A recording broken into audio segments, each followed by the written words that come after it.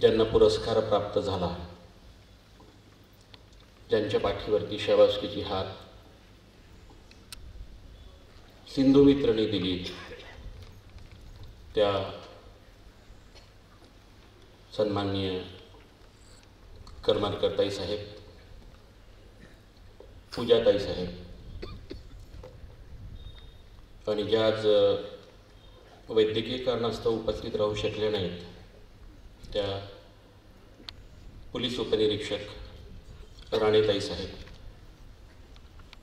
यांच्या कार्यकर्तृत्वाला मानाचा मुजरा करतो. सिंधुमित्र प्रत्येक वेळी काही ना काही अशी माणसं सगळ्यांच्या समोर आणत असतं की ज्यांना खऱ्या अर्थानं शाबासकीची गरज आहे. त्यांच्या कामाचा एवढा मोठा व्याप असतो, व्यापकत्व असतं की ते या पुरस्कारासाठी जन्माला आलेले नाही आहेत. त्या अहिल्याताई साहेब बोलत असताना ती ज्या कठीण परिस्थितीमधून त्या कातकरी समाजाची सेवा करत आज एक मोठं काम त्याने उभं केलं आहे, ते प्रतिबिंबित होत होतं. आणि खास करून ग्रामीण भागात पुणेसारख्या शहरातून येणं आणि आयुर्वेदाची चिकित्सा सुरू करणं तेही मोठं अवघड आहे. राणेताई साहेबांचा इतिहास, पतीचं निधन व्हावं, एवढा मोठा दुःखाचा डोंगर कोसळावा, त्यानंतर उभं राहावं, मला वाटतं ही फार महत्त्वाची गोष्ट आहे. ज्यांच्या चरित्राबद्दल आपण ऐकणार आहोत त्यांचं आयुष्य असंच आहे, दुःखाने भरलेलं. आज योगायोग असा आहे, मला वाटतं हे माझं 8वं पुष्प आहे. सलग 7 वर्ष मी इथे येतोय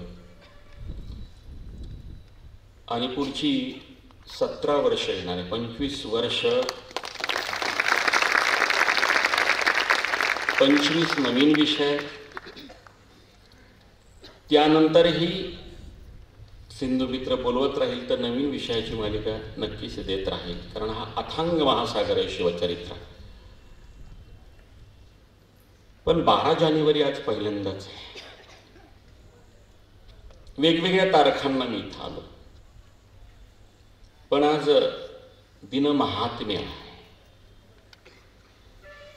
मी प्रवीण कुमार ठाकरे, त्यांच्या सुविद्य पत्नी मुग्धा आणि सगळ्या कार्यकर्त्यांचं आज हे दिनविशेष त्यांनी सिंधुदुर्ग वासियांना, सावंतवाडी वासियांना दिला, मनपूर्वक त्यांचा आभारी आहे. कारण 12 जानेवारी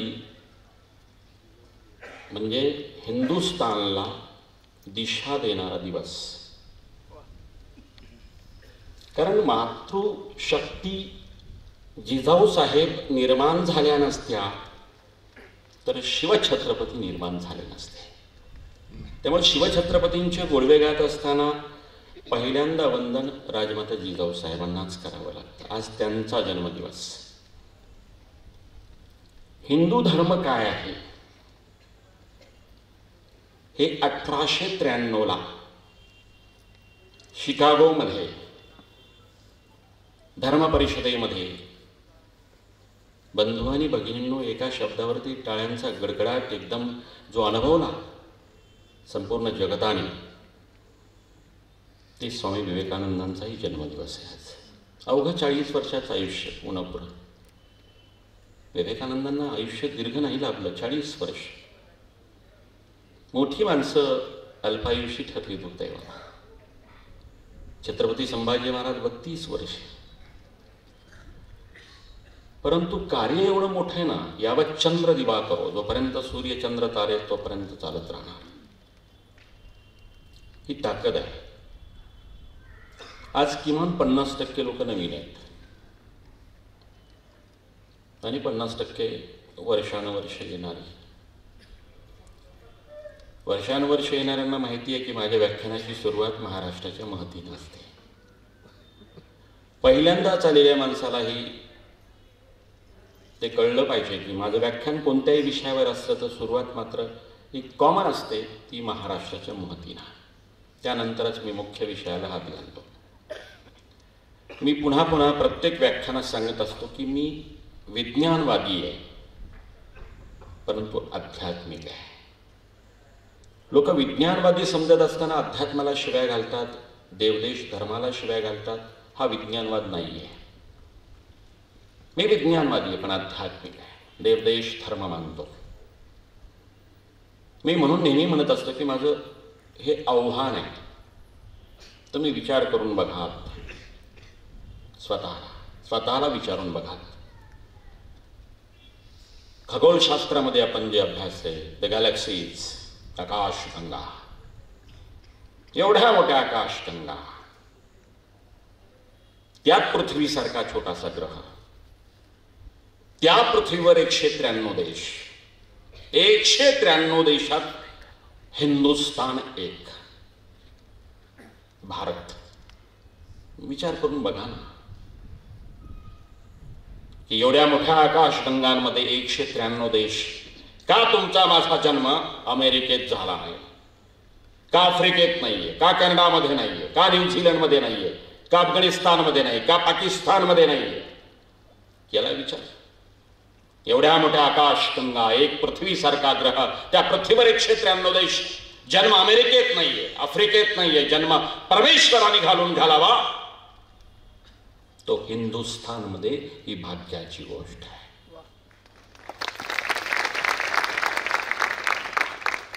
आणि हिंदुस्थानाच्या पाठीवर एवढी राज्य. जन्म झारखंड बिहारमध्ये नाहीये, आसाम अरुणाचल मध्ये नाहीये.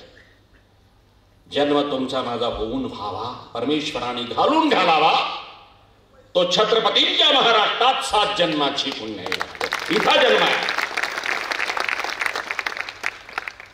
महाराष्ट्राचा इतिहास आहे, हे नामांतर नाहीये. 1000 वर्षांचा इतिहास आहे. संन्यासाचा पोर म्हणून हिणविला त्या पोरानं सुद्धा अमृतातेही पैजा जिंके ऐसे ज्ञानेश्वरी निर्माण केली. त्या संत ज्ञानेश्वरांचा हा महाराष्ट्र आहे. आपल्या विज्ञानवादी अभंगाने समाजात प्रबोधन करणाऱ्या जगद्गुरु तुकोबांचा हा महाराष्ट्र आहे. इंग्रजांच्या विरोधात सर्वप्रथम बंड करणाऱ्या 1832ला फासावर जाणाऱ्या आद्य क्रांतिकारक उमाजी नायकांचा हा महाराष्ट्र आहे. निमित्त होता 1876च्या दुष्काळाचं. रामोशी समाजाला हाताशी घेतला, इंग्रजांच्या विरोधात लढ्याची प्रेरणा निर्माण केली त्या क्रांतीवीर वासुदेव बळवंत फडक्यांचा हा महाराष्ट्र आहे. जगेल तर देशासाठी, मरेल तेही देशासाठी. हे व्रत आयुष्यभर जोपासून जन्म ब्रह्मचारी राहून भारतभूची सेवा करणाऱ्या वस्ताद लहुजी साळव्यांचा हा महाराष्ट्र आहे. 50 वर्ष काळ्या पाण्याची शिक्षा झाली आणि भर न्यायालयात 50 वर्ष ब्रिटिश राज्य टिकलं तर ना. असे दांडगे आत्मविश्वासी बोल सुनविणाऱ्या स्वातंत्र्यवीर सावरकरांचा हा महाराष्ट्र आहे. शिका, संघटित व्हा आणि संघर्ष करा हा मूल मंत्र देणाऱ्या डॉक्टर बाबासाहेब आंबेडकरांचा हा महाराष्ट्र.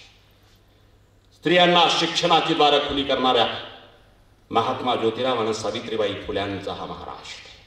महाराष्ट्र धर्म म्हणजे काय हे छत्रपती शिवाजी महाराजांच्या नंतर उत्तर हिंदुस्थान पावेतो नेणाऱ्या पुण्यश्लोक अहिल्यादेवी होळकरांचा हा महाराष्ट्र. भजन तेच, अध्यात्म तेच, पण भजन आणि कीर्तनाच्या माध्यमातून ग्रामगीत्या लिहून लोकप्रबोधन करणाऱ्या वंदनीय राष्ट्रसंत तुकडोजी महाराज आणि वंदनीय राष्ट्रसंत गाडगे महाराजांचा हा महाराष्ट्र. लोकप्रबोधनातून व्यसनमुक्तीपासून ते पर्यावरणाच्या सिद्धांतापर्यंत एक लोकजागृती करणाऱ्या वंदनीय राष्ट्रसंत परमपूज्य भगवान बाबा आणि सेवालाल महाराजांचा हा महाराष्ट्र.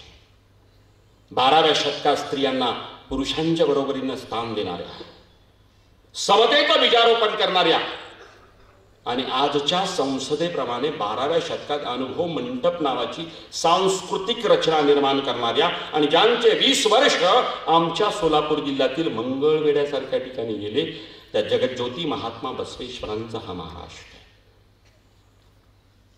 आणि औरंग्याच्या समोर मान न झुकविणाऱ्या, यमराजाच्या डोळ्यात डोळे घालून मराठा बातचीत करतो हे दाखवून देणाऱ्या, औरंग्याच्या समोर ताजीम न करता स्वाभिमान दाखविणाऱ्या महामृत्युंजयी महास्वाभिमानी छत्रपती संभाजी महाराजांचा हा महाराष्ट्र आहे. आणि बाल श्रीयोबांचा आदर्श राजा शिवछत्रपती करणाऱ्या राजमाता राष्ट्रमाता जिजाऊ साहेबांचा हा महाराष्ट्र आणि ज्यांचा लोकजागर आपण करत आहोत.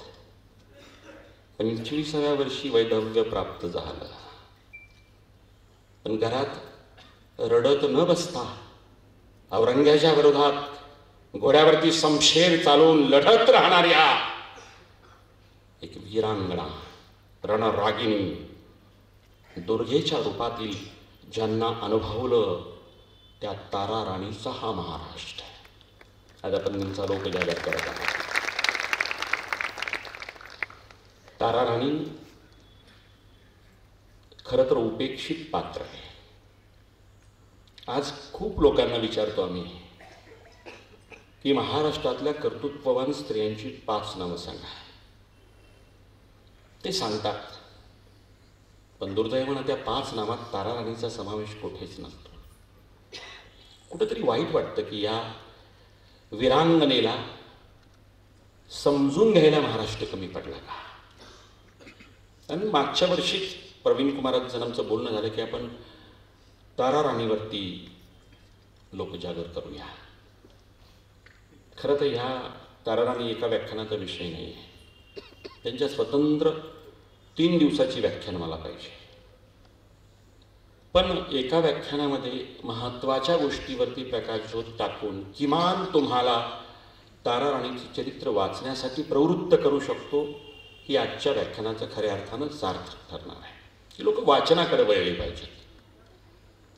तारा राणीचा इतिहास जाणून घ्यायचा असेल खरं तर 5-10 मिनिटांमध्ये त्या तारा राणीने इतकं बोलकं केलं.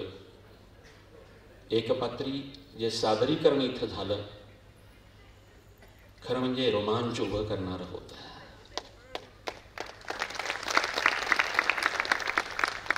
काही मिनिटात तारा राणी बोलते असा आभास झाला. आज त्याच स्वगताचं मी पुढं नेणार आहे. खरं म्हणजे एखादी रणरागिणी जन्माला येण्याच्या अगोदर किंवा जन्माला येताना कर्तृत्वाचा अनुवंशिक वारसा लागत असतो. मग हंबीरराव मोहित्यांसारखे पिताश्री आहेत. हंबीररावांची कन्या आहे. आज हंबीररावांचं कर्तृत्व पुन्हा एका व्याख्यानाचा विषय आहे. खरं तर अशा असंख्य संताजी घोरपडे एका व्याख्यानाचा विषय, धनाजीराव जाधव एका व्याख्यानाचा विषय. म्हणजे एक एक पात्र जे शिवचरित्रामध्ये, संभाजी महाराज चरित्रामध्ये, राजाराम महाराज चरित्रामध्ये ज्यांनी इतिहास घडवला ते स्वतंत्र व्याख्यानाचे विषय आहेत. पण तारा राणीला समजून घेताना जन्मतारखेचे अव्वल पुरावे सापडत नाहीत. मग इसवी सन सापडतं. ते म्हणजे 1674 ते 1675 दरम्यानचा जन्म आहे. अव्वल साधारण नाही. म्हणजे राज्याभिषेकाच्या धामधुमीमध्ये हे लेकरू जन्माला आलं. हे बघा, कलंक पुसण्यासाठी, मलेच्छाचा नाश करण्यासाठी, गुलामगिरीचा कलंक पुसण्यासाठी एक भगवत ताकद किल्ले रायगडावरती निर्माण झाला. गागाभट्ट आलेत तिकडून काशीवरून आणि गुलामगिरीचा कलंक पुसण्यासाठी एक तख्त निर्माण झाला. दिनांक 6 जून 1674 ज्येष्ठ शुद्ध त्रयोदशी शालिवान शके 1596 आनंदराम संवत्सर. त्याच दरम्यान तारा राणीचा जन्म आहे 1674. समकालीन तारखा जरी नसेल तरी इसवी सन नक्की आहे. बघा योगायोग कसा असतो. तारा राणी हंबीररावांचं शौर्य आणि कर्तृत्व, पराक्रम, अनुवंशिक जेनेटिक्स आहे. ते पुढं महाराष्ट्राने बघितलं आहे.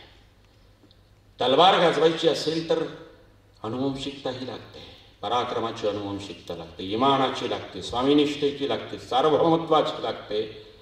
आणि हंबीररावांनी तर काय कर्तृत्व आहे हो. स्वतःचा सख्खा भाचा म्हणजे सोयराबाई साहेबांचा मुलगा राजाराम छत्रपती होण्याची संधी असताना, स्वतःचा सख्खा भाचा छत्रपती पदावरती आरूढ होण्याची संधी असताना हंबीररावांनी त्याला डावलून संभाजी महाराजाला साथ दिली. ही स्वामीनिष्ठा आहे, हे इमान आहे. हे ताराराणीमध्ये जेनेटिक्स. विवाह कधी झालाय? त्या काळात बालविवाह पाहिजे. इव्हन अहिल्यादेवी होळकरांचाही बालविवाह आहे, 1733चा. पहिलं अपत्य झालं 1745ला. म्हणजे विवाह, बालविवाह व्हायचे, परंतु अपत्य जे मुलगी प्रगल्भ झाल्यानंतरचे आहेत. असंख्य उदाहरण आहे त्याच्या. बालविवाह त्या काळातली परंपरा होती. तसं संभाजी महाराज स्वतः हा विवाह लावून दिलेले आहेत. त्यामुळं राजाराम महाराज नजरकैदेत होते हा सिद्धांत बाजूला पडतो आहे. किंबहुना संभाजी महाराजांनी आपल्या भावाला ममतेचीच वागणूक दिली. किल्ले रायगडावरती छत्रपती शिवाजी महाराजांच्या मृत्यूच्या अगोदर दिनांक 15 मार्च 1680ला दस्तूर खुद्द छत्रपती शिवाजी महाराजांनी आपले धाकले चिरंजीव राजारामाचा विवाह प्रतापराव गुजरांच्या जानकीबाई या मुलीशी लावून दिला. शब्द दिला होता. 15 मार्चला विवाह लावला. तो पहिला विवाह जानकीबाई साहेब, प्रतापराव गुजरांची कन्या. आणि महाराजांच्या मृत्यूनंतर छत्रपती संभाजी राजांनी हा दुसरा विवाह ताराराणीशी लावून दिला राजारामाचा. त्यामुळं खूप साधा सवाल आहे की एखादा राजपुत्र कैदेत असताना, नजर कैदेत असताना हंबीररावांसारखा पिता त्यांना मुलगी देईल का? साधा सवाल आहे. आपली मुलगी होणारा जावई नजर कैदेत असताना कोणी देईल का? देणार नाही. याचा अर्थ सरळ आहे. राजाराम महाराज जसं लिहिल्या गेलं तसं नजर कैदेत नव्हते. त्यांना मुभा होते. हां, काही कटकारस्थानी लोक त्यांच्यापर्यंत पोहोचू नयेत म्हणून, ज्याला इंग्लिशमध्ये प्रिकॉशनरी मेजर म्हणतात, तशी संभाजी महाराजांनी घेतली. यात काही वावगं नाही आहे. त्यामुळे इथं समजून घ्या की ताराराणीचा विवाह 1681ला. दोघांमधलं वयाचं अंतर 5-6 वर्ष आहे फक्त. राजारामांचा जन्म 24 फेब्रुवारी 1670. म्हणजे जास्त अंतर नाही आहे. 4-5 वर्ष वयाचं, 5 वर्ष वयाचं अंतर आहे. पण दोघांचे वैचारिक जे म्हणतो ना, हे शेवटपर्यंत एकदम आजच्या भाषेत म्हटलं की स्ट्रॉंग वेवलेंथ. मी मुद्दाम इंग्रजी शब्द मधून मधून वापरतो कारण मला यूथशी कनेक्ट व्हायचं आहे. मी खूप मराठीचा भडीमार करतो असं नाही आहे. मला तो विषय तुमच्यापर्यंत न्यायचा हा माझा मनसुबा असतो, म्हणून मी इथे येतो. आता सुरुवात कर्तृत्वाची करत असताना ताराबाईंचा आलेख कुठून बघणार तुम्ही? तो म्हणजे रायगडाच्या पाडावापासून कर्तृत्वाची सुरुवात होते. संभाजी महाराजांची हत्या झाली. महाराष्ट्र हादरला दिनांक 11 मार्च 1689. हाल हाल केले संभाजी महाराजांचे. 40 दिवस या राजपुत्रांनी ज्या हाल अपेष्टा सोसल्यात ना, जगाच्या इतिहासामध्ये सोसणं काय असतं? अरे, त्वचा काढली, डोळे काढले, नख काढले, एवढे हाल हाल केले, जिभा छाटल्या, मस्तकाच्या खोबणीतून डोळे तप्त सळ्याने काढले, तरी हा राजपुत्र ताजीम देण्यासाठी औरंगासमोर झुकला नाही हो. कदाचित एक पाऊल गनिमी कावा म्हणून झोपला असता तर इतिहासाने माफ केलं असतं त्यांना. पण तेही नाही केलं संभाजी महाराजांनी. एवढा कणखर स्वाभिमान महामृत्युंजयी त्यासाठीच म्हणतो ना, मृत्यूवरती विजय मिळवला. महाराष्ट्र हादरला, पण औरंग्याला फक्त तिथपर्यंत नाही, औरंग्याला दुसरा राजपुत्र सुद्धा ठार करायचा होता, छत्रपतींचा वंश निर्वंश करायचा होता. आणि म्हणून जुल्फिकार खानाचा वेढा पडलाय किल्ले रायगडाला. विचार करा चित्र कसं असेल. किल्ले रायगडावरती सगळी राजमंडळी आहे, राजघराणं केवढ्या मोठ्या दुःखात असेल. त्या येसूबाई साहेब किती भयंकर धक्क्यात असतील. संभाजी महाराजांची हत्या, येसूबाई साहेब विधवा झालेले आहेत.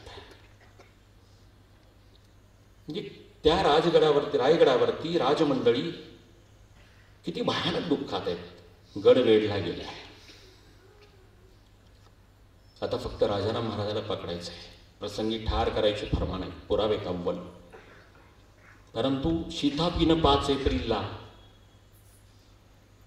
महाराज निसटलेत. राजाराम महाराज चोर वाटेने निसटले. बघा मसलत काय चालू आहे तिथे. राजा मरण पावल्यानंतर गादी रिकामी ठेवता येत नाही, वारस म्हणजे छत्रपती पद आरूढ करावं लागतं. येसूबाई साहेब विधवा झाल्यात. संभाजी महाराजांचा पुत्र, नाव शिवाजी होतं पण शाहू औरंग्याने म्हटलं म्हणून ते शाहू असं नाव आहे. संभाजी महाराजांचा पुत्र शाहू, नाव शिवाजीच होतं. पूर्वी आजोबांची नावं ही द्यायची प्रथा आजही आहे बऱ्याच ठिकाणी. शाहू, बालशाहू, येसूबाई साहेब, राजारामाची पत्नी जानकीबाई साहेब, ताराराणी, राजाराम महाराज, ही सगळी राजमंडळी आहेत तिथं. बघा धर्मशास्त्रानुसार, राजनीतीशास्त्रानुसार, चाणक्य नीतीनुसार आणि तत्कालीन धर्मव्यवस्थेनुसार छत्रपती पदावरती संभाजी महाराजांचा थोरला पुत्र म्हणजे शाहू हा वैध होता. कुणाला नको हो छत्रपती पद. पण येसूबाई साहेबांनी उदाहरणतकरणाने सांगितलं की राजाराम महाराजांचा मंचकारोहण करा. स्वतःच्या पुत्राची संधी असताना सुद्धा छत्रपतीच्या पदावरती, सिंहासनावरती आरूढ केलं नाही येसूबाई साहेबांनी. स्वतः जोखमीत राहिल्यात सांगितलं की राजाराम महाराज, दुसरी पत्नी राजाराम महाराजांची ताराराणी राजसबाई साहेब, दुसरी पत्नी, यांनी निसटून जावं. जानकीबाईला ठेवलं तिथंच आणि जाताना सांगितलं की ताराराणीला घेऊन जा. चोरवाटेने राजाराम महाराज निसटले, बेमालूमपणे निसटले त्या रायगडाच्या चोरवाटेतला. किल्ले प्रतापगडावरती आले, ताराराणी समवेत आहेत. औरंग्याला बातमी लागली की शिवाजी राजांचा धाकला पुत्र राजाराम महाराज निसटला. जशी बातमी लागली तसे प्रतापगडाकडे हेर तर दौडलेच बलाढ्य सरदार पाठविलेत. म्हणजे मला सांगायला अभिमान वाटतो, संभाजी महाराजांची हत्या झाल्यानंतर स्तब्ध झालेला महाराष्ट्र, छत्रपतींनी निर्माण केलेलं हिंदवी स्वराज्य बुडतं की काय? या खिन्न अवस्थेमध्ये नैराश्याच्या गर्तेत बुडालेला महाराष्ट्र, 19 वर्ष वयाचं मिसरूट फुटलेलं पोर राजाराम महाराज वय वर्ष 19 आहे, प्रतापगडावरती आहेत. आणि सांगायला अभिमान वाटतो, प्रतापगडाच्या पायथ्याशी पार नावाचं गाव आहे, तिथं हत्ती अंबारीत बसून या 19 वर्ष वयाच्या पोरानं औरंग्याच्या बलाढ्य सरदाराशी लढाई केली. हा महाराष्ट्राचा इतिहास आहे.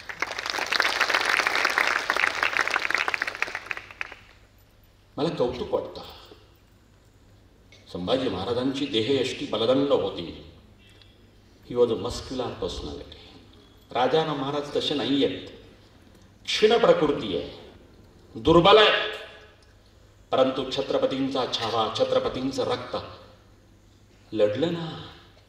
छत्रपतींची गादी काय होणार, हिंदवी स्वराज्याचं काय होणार, या विवंचनेमध्ये महाराष्ट्र असताना 19 वर्ष वयाचा युवराज औरंग्याशी लढलाय. तिथून निसटलेत राजाराम महाराज. कुठे गेलेत माहिती? वासोटा. वासोट्यावरनं किल्ले पन्हागड. आणि पन्हागडावरती आल्यानंतर मात्र मसलत ठरली की ताराराणींनी मागून यावं, म्हणजे नंतर यावं, मी जिंजीला पोहोचतो. आणि जाताना छत्रपतींचा राज्यकारभार ताराराणीकडे शिक्कामोर्तब करून दिला आहे. ही ताराराणीची कर्तव्यदक्षता आणि कर्तृत्व आहे. म्हणजे तो राजमंडळीचा कारभार ताराराणी बघावा. राजाराम महाराज निसटले. नंतर राणीसाहेब जिंजीला पोहोचते. बघा नंतर पोचल्यात. जेव्हा सुरक्षित वातावरण झालं, ज्याला आपण सेफ्टी पॅसेज किंवा औरंगजेब पूर्ण विसरलाय, शोध मोहीम थांबली आहे, अशी खात्री केल्यानंतर या दोन राण्या राजसबाई आणि ताराराणी जिंजीमध्ये पोच केल्यात. आता विचार करा, ताराराणीचा संघर्ष तिथून सुरू होतो. जाताना सुद्धा किती मोठी जोखीम. अशी एक मतप्रवाह आहे की समुद्र मार्गाने म्हणजे राजापूरच्या खाडीवरने गेल्याचा पुरावा मिळतो. किती मोठी जोखीम आहे. दोन राण्या, निवडक सरदार, रस्त्याच्या मार्गाने भूमार्गाने जावं तर लक्षात येईल, पकडल्या जातील, कबिला सापडेल म्हणून समुद्र मार्गे गेल्याची नोंद सापडते. आणि मग जिंजीला सुखरूप पोचले. आता जिंजीवरती कारभार सुरू आहे. खरं तर छत्रपती राजाराम हा स्वतंत्र व्याख्यानाचा विषय. मला अभिमान वाटतो की ज्या राजपुत्रावरती खऱ्या अर्थानं प्रकाशझोत पडलाच नाही, छत्रपती राजाराम महाराजांचं कर्तृत्वच माहीत नाही महाराष्ट्राला. 19व्या वर्षी हे पोरगं लढलं हेही माहीत नाही. पण मला सांगायला अभिमान वाटतो, मराठ्यांची गादी, छत्रपतींची गादी, हिंदवी स्वराज्याचं काय होईल अशा विवंचनेत बुडालेल्या महाराष्ट्राला जिंजीवरनं 8 वर्ष हिंदवी स्वराज्याची राजधानी जिंजीवरती याच राजपुत्राने चालवली. हाही इतिहास आहे. सोपं नाही परमुलखात जाऊन, तामिळनाडूत जाऊन. मागच्या वर्षी इतिहास घेतलाय मी, जिंजीचा इतिहास घेतलाय. दक्षिण दिग्विजयावरती मी बोललो आहे. तिथं जाऊन 8 वर्ष स्वराज्य जिवंत ठेवले. आणि तिथे या राजसबाई साहेब, ताराराणीसबाई साहेब वरती आहे, म्हणजे राज्यकारभार चालवत आहेत. तिथले तामिळनाडूमधलं राजकारण, म्हैसूर प्रांतातलं राजकारण, तिथल्या लढाया, धनाजी जाधवांपासून ते संताजी घोरपड्यांपर्यंतच्या लढाया.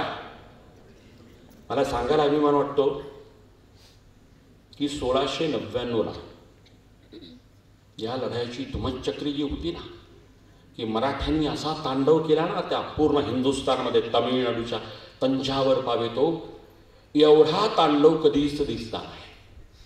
आणि 1699ला कृष्णा सावंत नावाच्या मराठ्यांनी पहिल्यांदा नर्मदा नदी पार करून पहिला विजयी ध्वज फडकावला आहे. कृष्णा सावंत त्या वीराचं नाव. He was the first Maratha ज्यांनी नर्मदा पार करून माळवा प्रांतात मराठ्यांचं विजयी खोडदौड सुरू केली. हे तुम्हाला माहिती असलं पाहिजे. एक लक्षात घ्या, संताजी घोरपड्यांच्या लढाया, धनाजी जाधवांच्या लढाया, नारो त्रिमल, केशव त्रिमल, नेमाजी शिंदे, दमाजी थोरात, म्हणजे यांच्या लढाया एवढ्या जबरदस्त आहेत की हिंदुस्थाननी एवढा मराठ्यांचा तांडव अनुभवलाच नव्हता. लाखांच्या फौजा, 50,000, 30,000, 40,000 घोडदळ, पायदळ, म्हणजे मराठ्यांनी एवढा धुमाकूळ घातला औरंग्याच्या प्रांतामध्ये. म्हणजे फार मोठा इतिहास आहे. राजाराम महाराज 8 वर्ष त्या जिंजीवरती आहेत. माने निसटलेत बरं का, कारण जिंजी वेढला गेला. हा झाला शेख निजामापासून जुल्फिकार खानाने पुन्हा वेढलं, तिकडे पाठवलं त्याला. म्हणजे वेढा पडल्यानंतर जवळपास 6-7 वर्ष तिथं झुंज दिली राजाराम महाराज, धनाजी जाधव, संताजी घोरपड्यांनी, अमृतराव निंबाळकर आहेत, सगळ्यांनी लढाई केली आहे. तो रोमांचकारी इतिहास आहे. परंतु या सगळ्या धामधुमीमधून राजाराम महाराज सुखरूपपणे निसटले. हे सहज घडलं नाही. त्या किल्ले जिंजीचं वैशिष्ट्य असं आहे की ताराराणीला किल्ले जिंजीवरती दिनांक 9 जून 1696ला एक पुत्र झाला. त्या पुत्राचं नाव शिवाजी ठेवलंय. मग शिवाजी पहिला, शिवाजी दुसरा असं कंसात लिहिलं जातं. ही नावं पुन्हा पुन्हा येतात. शिवाजी चौथा, शिवाजी तिसरा. त्यामुळे बरेच लोकांचा गोंधळ उडतो. म्हणून बरेच वेळा ताराव पुत्र शिवाजी असं म्हटलं तर तुम्हाला पटकन समजेल. तर 1696ला किल्ले जिंजीवरती पुत्र झाला. दुसऱ्या राणीसाहेब, ज्यांचं नाव राजसबाई साहेब होत्या, त्या परतीच्या प्रवासात गरोदर असतानाच परतीचा प्रवास सुरू झाला आणि विशाळगडी प्रसूत झाल्या 2 वर्षानंतर. दिनांक 23 मे 1698 त्या राजेशबाई साहेबांना पुत्र झाला, त्याचं नाव संभाजी. हे मुद्दाम कारण ही नावं पुन्हा पुन्हा येणार आहेत आजच्या व्याख्यानामध्ये. ताराव पुत्र शिवाजी आणि राजेशबाई पुत्र संभाजी, कारण हीच नावं आहेत पुढं. कारण शिवाजी संभाजी मी म्हणणार, पण तुम्ही गोंधळात पडायला नको की शिवाजी महाराज आणि संभाजी महाराज ती नावं नाही आहेत इथे रिपीट, फक्त त्यांची नावं पुढच्या वंशजाला दिल्या गेली. त्यामुळं तुमचं कन्फ्युजन होऊ नये एवढंच मी सांगतो. जेव्हा किल्ले जिंजी वेढला गेला, तुम्हाला माहिती आहे गणोजी शिर्क्यांचं नाव आपल्या कोकणातलंच आहे. थोडं नाव संभाजी महाराजांच्या पकडून देण्याच्या इतिहासामध्ये त्याच्यामध्येही 2 मतप्रवाह आहेत. त्या तपशिलात मी जाणार नाही, परंतु गणोजी शिर्क्यांचं नावही त्या मतप्रवाहात पकडून देणाऱ्यांच्या साथ देणाऱ्यांमध्ये आहे. कदाचित गणोजी शिर्क्यांना त्याची परिणिती हत्येत होईल असं वाटलं नसावं, कारण मेहुणाच होता हो. म्हणजे कधी कधी गंभीर परिणाम होतील याची आज या क्षणाला त्या क्षणाला कल्पना केलेली नसावी गणोजी शिर्क्यांनी. तो प्रमाद घडला, परंतु मला सांगायला अभिमान वाटतो की दिनांक 25 डिसेंबर 1697 याच गणोजी शिर्क्यांनी खंडोजी बल्लाळांच्या सांगण्यानुसार दुसऱ्या छत्रपतींना किल्ले जिंजीवरनं सोडवण्यासाठी मदत केली आहे. लक्षात घ्या, एखादा माणूस प्रतिकूलतेत वाईट वागला म्हणून तो आयुष्यभर वाईट नसतो, तो अनुकूलतेत पुन्हा चांगलं वागू शकतो. याला बिहेवियरल सायन्स म्हणतात, वर्तनशास्त्र. त्यामुळे कुणाचं बिहेवियर कुणाला गद्दार म्हणता येत नाही, कुणाला इमानदार म्हणता येत नाही. आजचा इमानदार उद्या गद्दार असू शकतो, आजचा गद्दार उद्या इमानदार असू शकतो. याला वर्तनशास्त्र म्हणतात. स्थल काल परत्वे, त्या त्यावेळेस बुद्धीने दिलेले निर्णय हे त्या त्यावेळेस सापेक्ष प्रमाणात मूल्यमापन करावं लागतं. त्यामुळं आपण ठरवायला नको हे मी चुकीचं केलं बरोबर केलं, त्या त्यावेळेस ते घडलेले प्रमाद असतात. म्हणजे मी सांगायचं तात्पर्य की याच गणोजी शिर्क्यांनी एक पुण्याचं काम केलं, किंबहुना भूतकाळामध्ये कदाचित चुकीनं घडलं असेल तर त्याचं परिमार्जन करून दुसऱ्या छत्रपतींना सोडविण्याचं पुण्याचं कार्य पण याच व्यक्तीने केले काही वर्षानंतर. ते माहिती असावं तुम्हाला. आपण कुठल्याही व्यक्तीला खलनायक कायमचं म्हणू नये. जे राजाराम महाराज तिथून निसटले आणि महाराष्ट्रामध्ये आले, मजल दर मजल करत ते विशाळगडी पोचले. विशाळगडी मग राजेशबाई साहेबांना पुत्र झाला 1698 आणि त्याचं नाव संभाजी महाराज ठेवलं, संभाजी ठेवलं. मग नामकरण झालं, सज्जनगडला थांबले. तो इतिहास आहे. पण ताराराणीचा कर्तृत्वाचा इतिहास पुन्हा महाराष्ट्रामध्ये हा दुसरा अध्याय आहे. पहिला अध्याय किल्ले रायगडापासून निसटणे, प्रतापगड, पन्हाळगड आणि जिंजीपर्यंत, आणि जिंजीवरून परतीचा प्रवास. जिंजीच्या 8 वर्षामध्ये राजकारण समजलं, कसं वागायचं नाही, सगळा इतिहास कळला. औरंगजेबाच्या मनसबदाराची मानसिकता कळली आणि ताराराणी प्रगल्भ होत चालल्यात. संस्कार एका दिवसात होत नाहीत, प्रशासन कौशल्य एका दिवसात निर्माण होत नाही, अनेक वर्ष अनेक महिने त्याला लागतात. आणि ताराराणी इकडे महाराष्ट्रामध्ये आल्यात आणि इथला अध्याय पुन्हा वेगळा सुरू झाला. जसं राजाराम महाराज इथे आले, त्यांनी पराक्रमाचा इतिहास सुरू केला, आपलं राज्य वाढवण्यासाठी सुरुवात केली. त्यात उत्तर कर्नाटकावरती स्वारी करण्यासाठी राजाराम महाराज निघालेत लवाजमा घेऊन. ताराराणी साहेब महाराष्ट्रामध्ये इथला कारभार बघतायत. आणि अशा याच्यामध्ये औरंगजेब वसंतगड काबीज करतोय. चित्र डोळ्यासमोर उभं करा. 5 लाखाची फौज घेऊन हा आला इथे. औरंगजेब वसंतगड काबीज केला. राजाराम महाराज परतलेत तिकडून आणि या परतीच्या अगोदर एक घटना घडली. म्हणजे ताराराणी साहेबांकडे अधिकार आहेत महाराष्ट्रातले, म्हणजे in absence of Chhatrapati Rajaram Maharaj. बघा एक कर्तृत्ववान स्त्री काय करू शकते. राजाराम महाराज उत्तर कर्नाटकाच्या स्वारीमध्ये आहेत आणि इथे ताराऊ साहेबांसमोर एक प्रकरण आलं, न्यायप्रविष्ट. म्हणजे थोडक्यात त्या काळात राजा हाच न्यायाधीश असायचा. प्रकरण असं होतं की पाली नावाच्या गावाला वाद झाला होता. जत्रा उत्सव असतो बघा, इथे पण आहे. जत्रा उत्सवामध्ये देवीच्या समोर किंवा कुलदेवतेच्या समोर जे लोक अर्पण करतात, सोनं नाणं जे काय, तर ते घेणारा एक म्हणजे ती सनद असते किंवा या व्यक्तीने ते घ्यावं अर्पण केलेलं, त्याला डबीचा मान म्हणतात. तो डबीचा मान होता गिरजोजी यादवांकडे. गिरजोजी यादव पण मराठा सरदार आहेत, त्यांचा इतिहास पराक्रमाचा आहे. परंतु धनाजी जाधव सरसेनानी, chief of the Maratha army, सरसेनापती धनाजी जाधव विरुद्ध गिरजोजी यादव असा तो वाद होता. तो डबीचा, पालेच्या डबीचा, त्या उत्सवात यात्रेमध्ये अर्पण केलेलं भाविकांचं ते पूर्ण सोनं नाणं जे काय असेल ते यांच्या ताब्यात की त्यांच्या ताब्यात. खरं म्हणजे गिरजोजी यादवांकडे पूर्वापारपासून चालत आलेलं होतं, परंतु गिरजोजी यादवांच्या काही वंशजांनी परस्पर, आपण म्हणतो ना परस्पर हक्क विकणे. आता हे वेब तुमच्या ते जमीन खरेदी विक्रीचं वेब कॅमेरा वगैरे आता झाले. पहिल्या काळात तर मागच्या 30 वर्षापूर्वी याचा जमीन त्याच्या नावावर, त्याची जमीन याच्या नावावर बरेच प्रकरणं झालेत. खोटी माणसं उभी करून हक्क विकले, जमिनी विकल्यात. आता हे डिजिटलायझेशन झाल्यामुळे चेहरे येतात त्या रजिस्ट्री ऑफिसला. पण एक 20-30 वर्षापूर्वी बघा ना, अशा पद्धती त्याही काळामध्ये अशा पद्धतीची परस्पर हक्क विकण्याचं प्रकरण झालं. आता चित्र डोळ्यासमोर उभं करा. गिरजोजी यादव मराठा सरदार, त्याचाही पराक्रमाचा इतिहास. धनाजी जाधव तर सरसेनापती आहेत.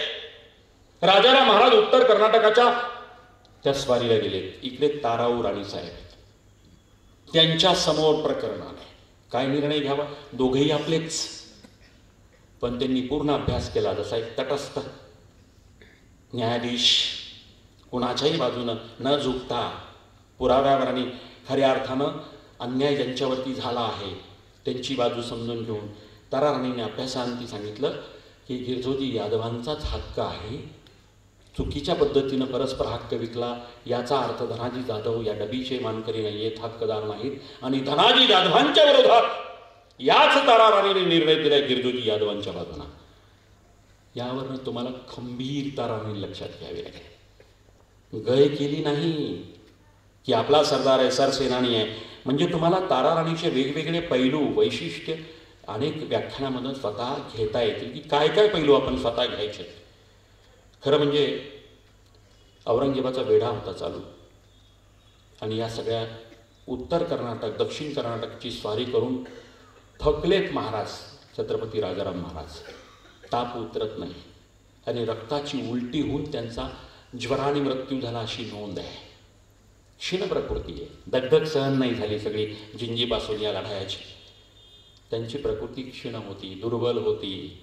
आज बरेच लोक याचा अंदाज काढू शकतील की मृत्यूचं नेमकं कारण काय. तर बिईंग अ मेडिको, ज्वर उतरत नाही, रक्ताची उलटी होते, पॉसिबिलिटी ऑफ पल्मोनरी ट्युबरक्युलोसिस म्हणजे फुफ्फुसाचा क्षयरोग, ज्याच्यामध्ये आम्ही हेमॅटेमेसिस असं म्हणतो की रक्ताची उलटी होऊन मृत्यू होणं. ज्वर उतरत नाही, टीबीमध्ये ज्वर उतरत नाही, प्रकृती क्षीण होते, वजन कमी होत जातं, दुर्बलता प्राप्त होते. ही शक्यता असू शकते की राजाराम महाराजांचे मृत्यू, वय कमी आहे ना, एवढ्या कमी वयामध्ये मृत्यू. 2 मार्च 1700 साली मृत्यू झाला. बघा, 25व्या वर्षी तारा राणी विधवा झाली. औरंग्याचं संकट, 5 लाखाची फौज घेऊन औरंग्या उतरलाय.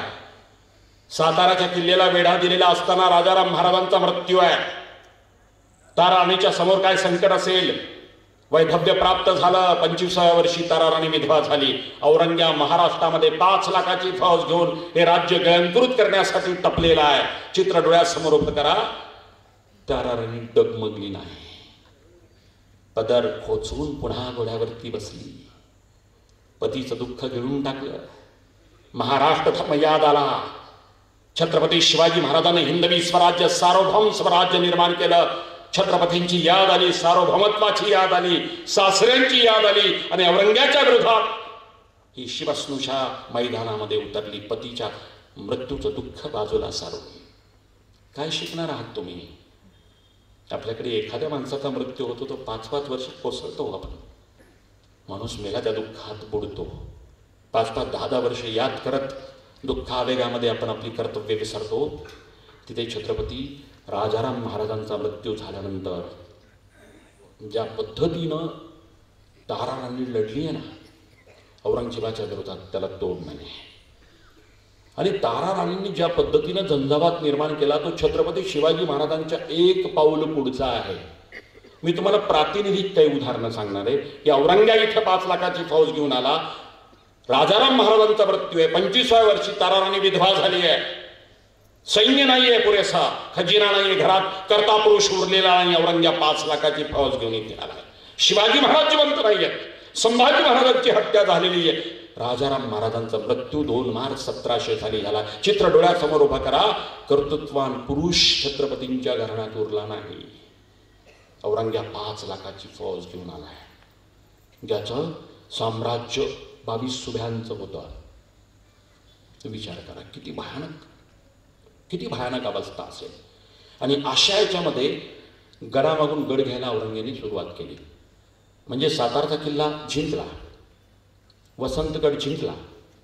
ही सगळी जिंकण्याचा म्हणजे आपण म्हणतो ना की एखादं जर पॉझिटिव्ह वेव झाली ना, मराठ्यामध्ये नैराश्य निर्माण झालं. वसंतगड गेला, सातारचा अजिंक्य तारा किल्ला गेला. सातारचा किल्ला लढवताना लवकर ताब्यात येत नव्हता. औरंगजेब स्वतः वेढा देऊन बसलाय. सुरुंग भुयार खोदून सुरुंग केलाय. आणि ज्या पद्धतीनं आजच्या भाषेत तो स्फोट घडवला ना, मोगल आणि मराठी एवढे मरण पावले दबून, आणि मग तो किल्ला ताब्यात आलाय. खूप मोठा इतिहास आहे ते सातारच्या किल्ल्याला. औरंग्याने वेढा दिला. छत्रपती राजाराम महाराजांचं निधन झालं आणि किल्ल्यामागून किल्ले सपाटा घेऊन सुटला तो. मग परळीचा किल्ला घेतला सज्जनगड, मग भूषणगड घेतला. परळी ते भूषणगड या दरम्यान 45 कोसाचं अंतर पार करण्यासाठी 35 दिवस लावले त्याने. 35 डेज. मराठे एका दिवसात तेवढं अंतर पार करत होते. What are the difference between Mughal and Maratha.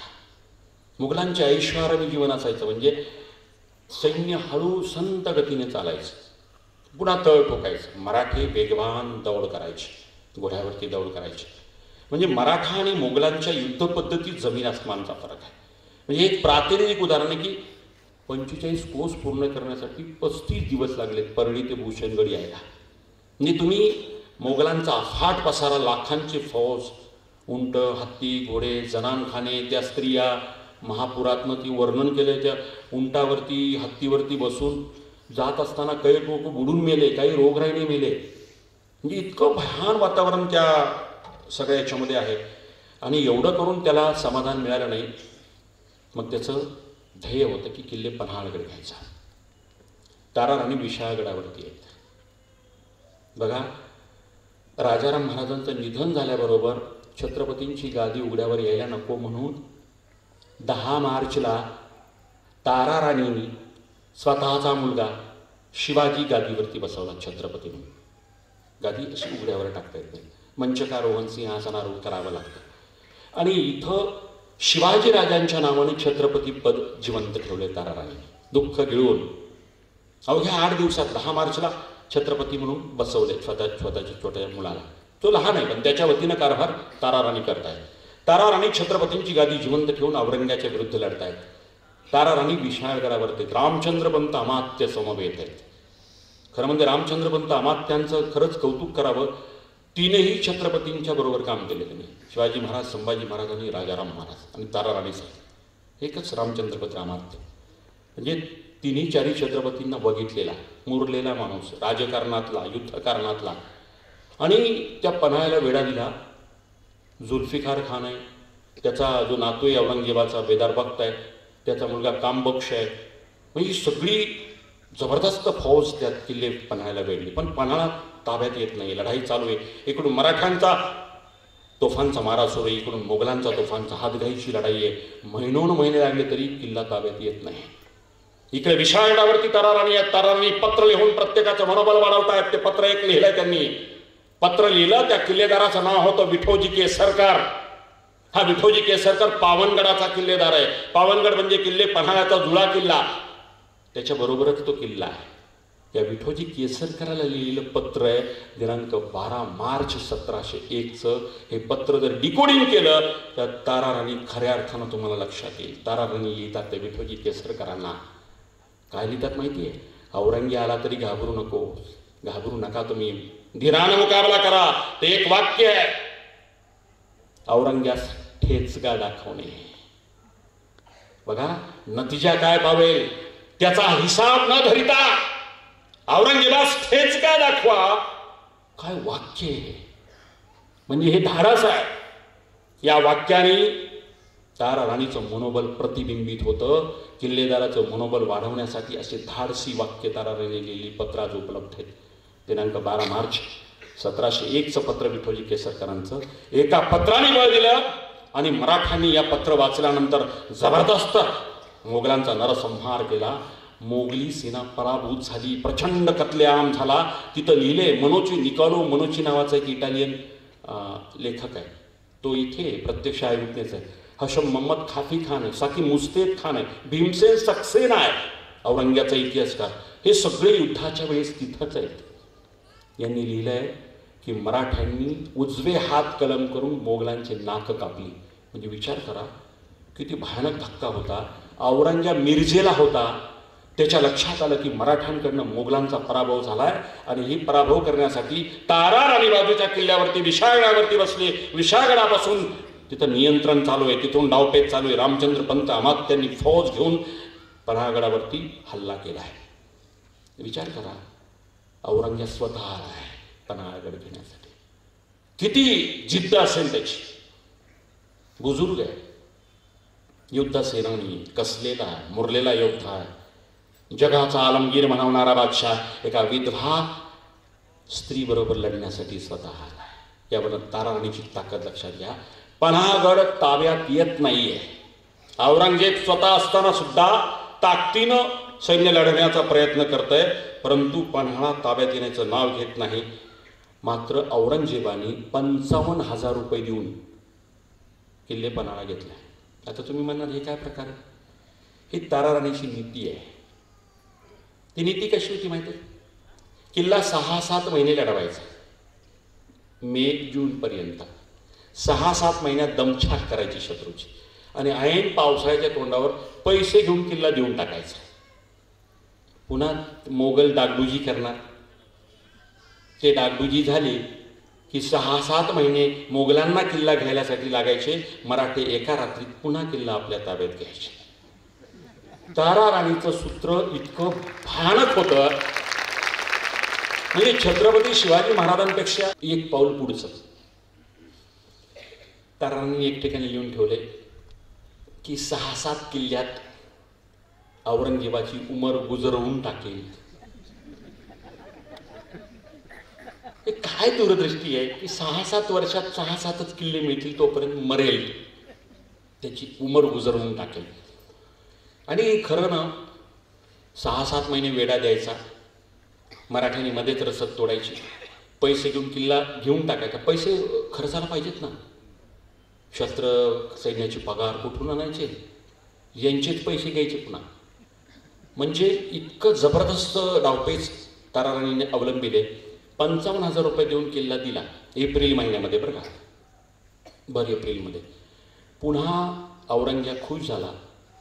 काही सरदार काय करायचे मराठ्यांना जिंकता येत नाही म्हणून जबरदस्ती हातापाय पडून पैसे द्यायचे. ऑन पेपर किल्ला आमच्या ताब्यात दे पुन्हा घे बाबा. मग औरंगजेबाला सांगायचे हा किल्ला घेतला तो किल्ला घेतला. पैसे देऊन मराठे यांनी पाठ फिरवली की पुन्हा किल्ला घ्यायचे ताब्यात. म्हणजे जिरीस झाला औरंग्या. धनाजी जाधवांनी तर एवढा पिसाळला ना. धनाजी जाधवांचा पराक्रमाचा इतिहास आहे.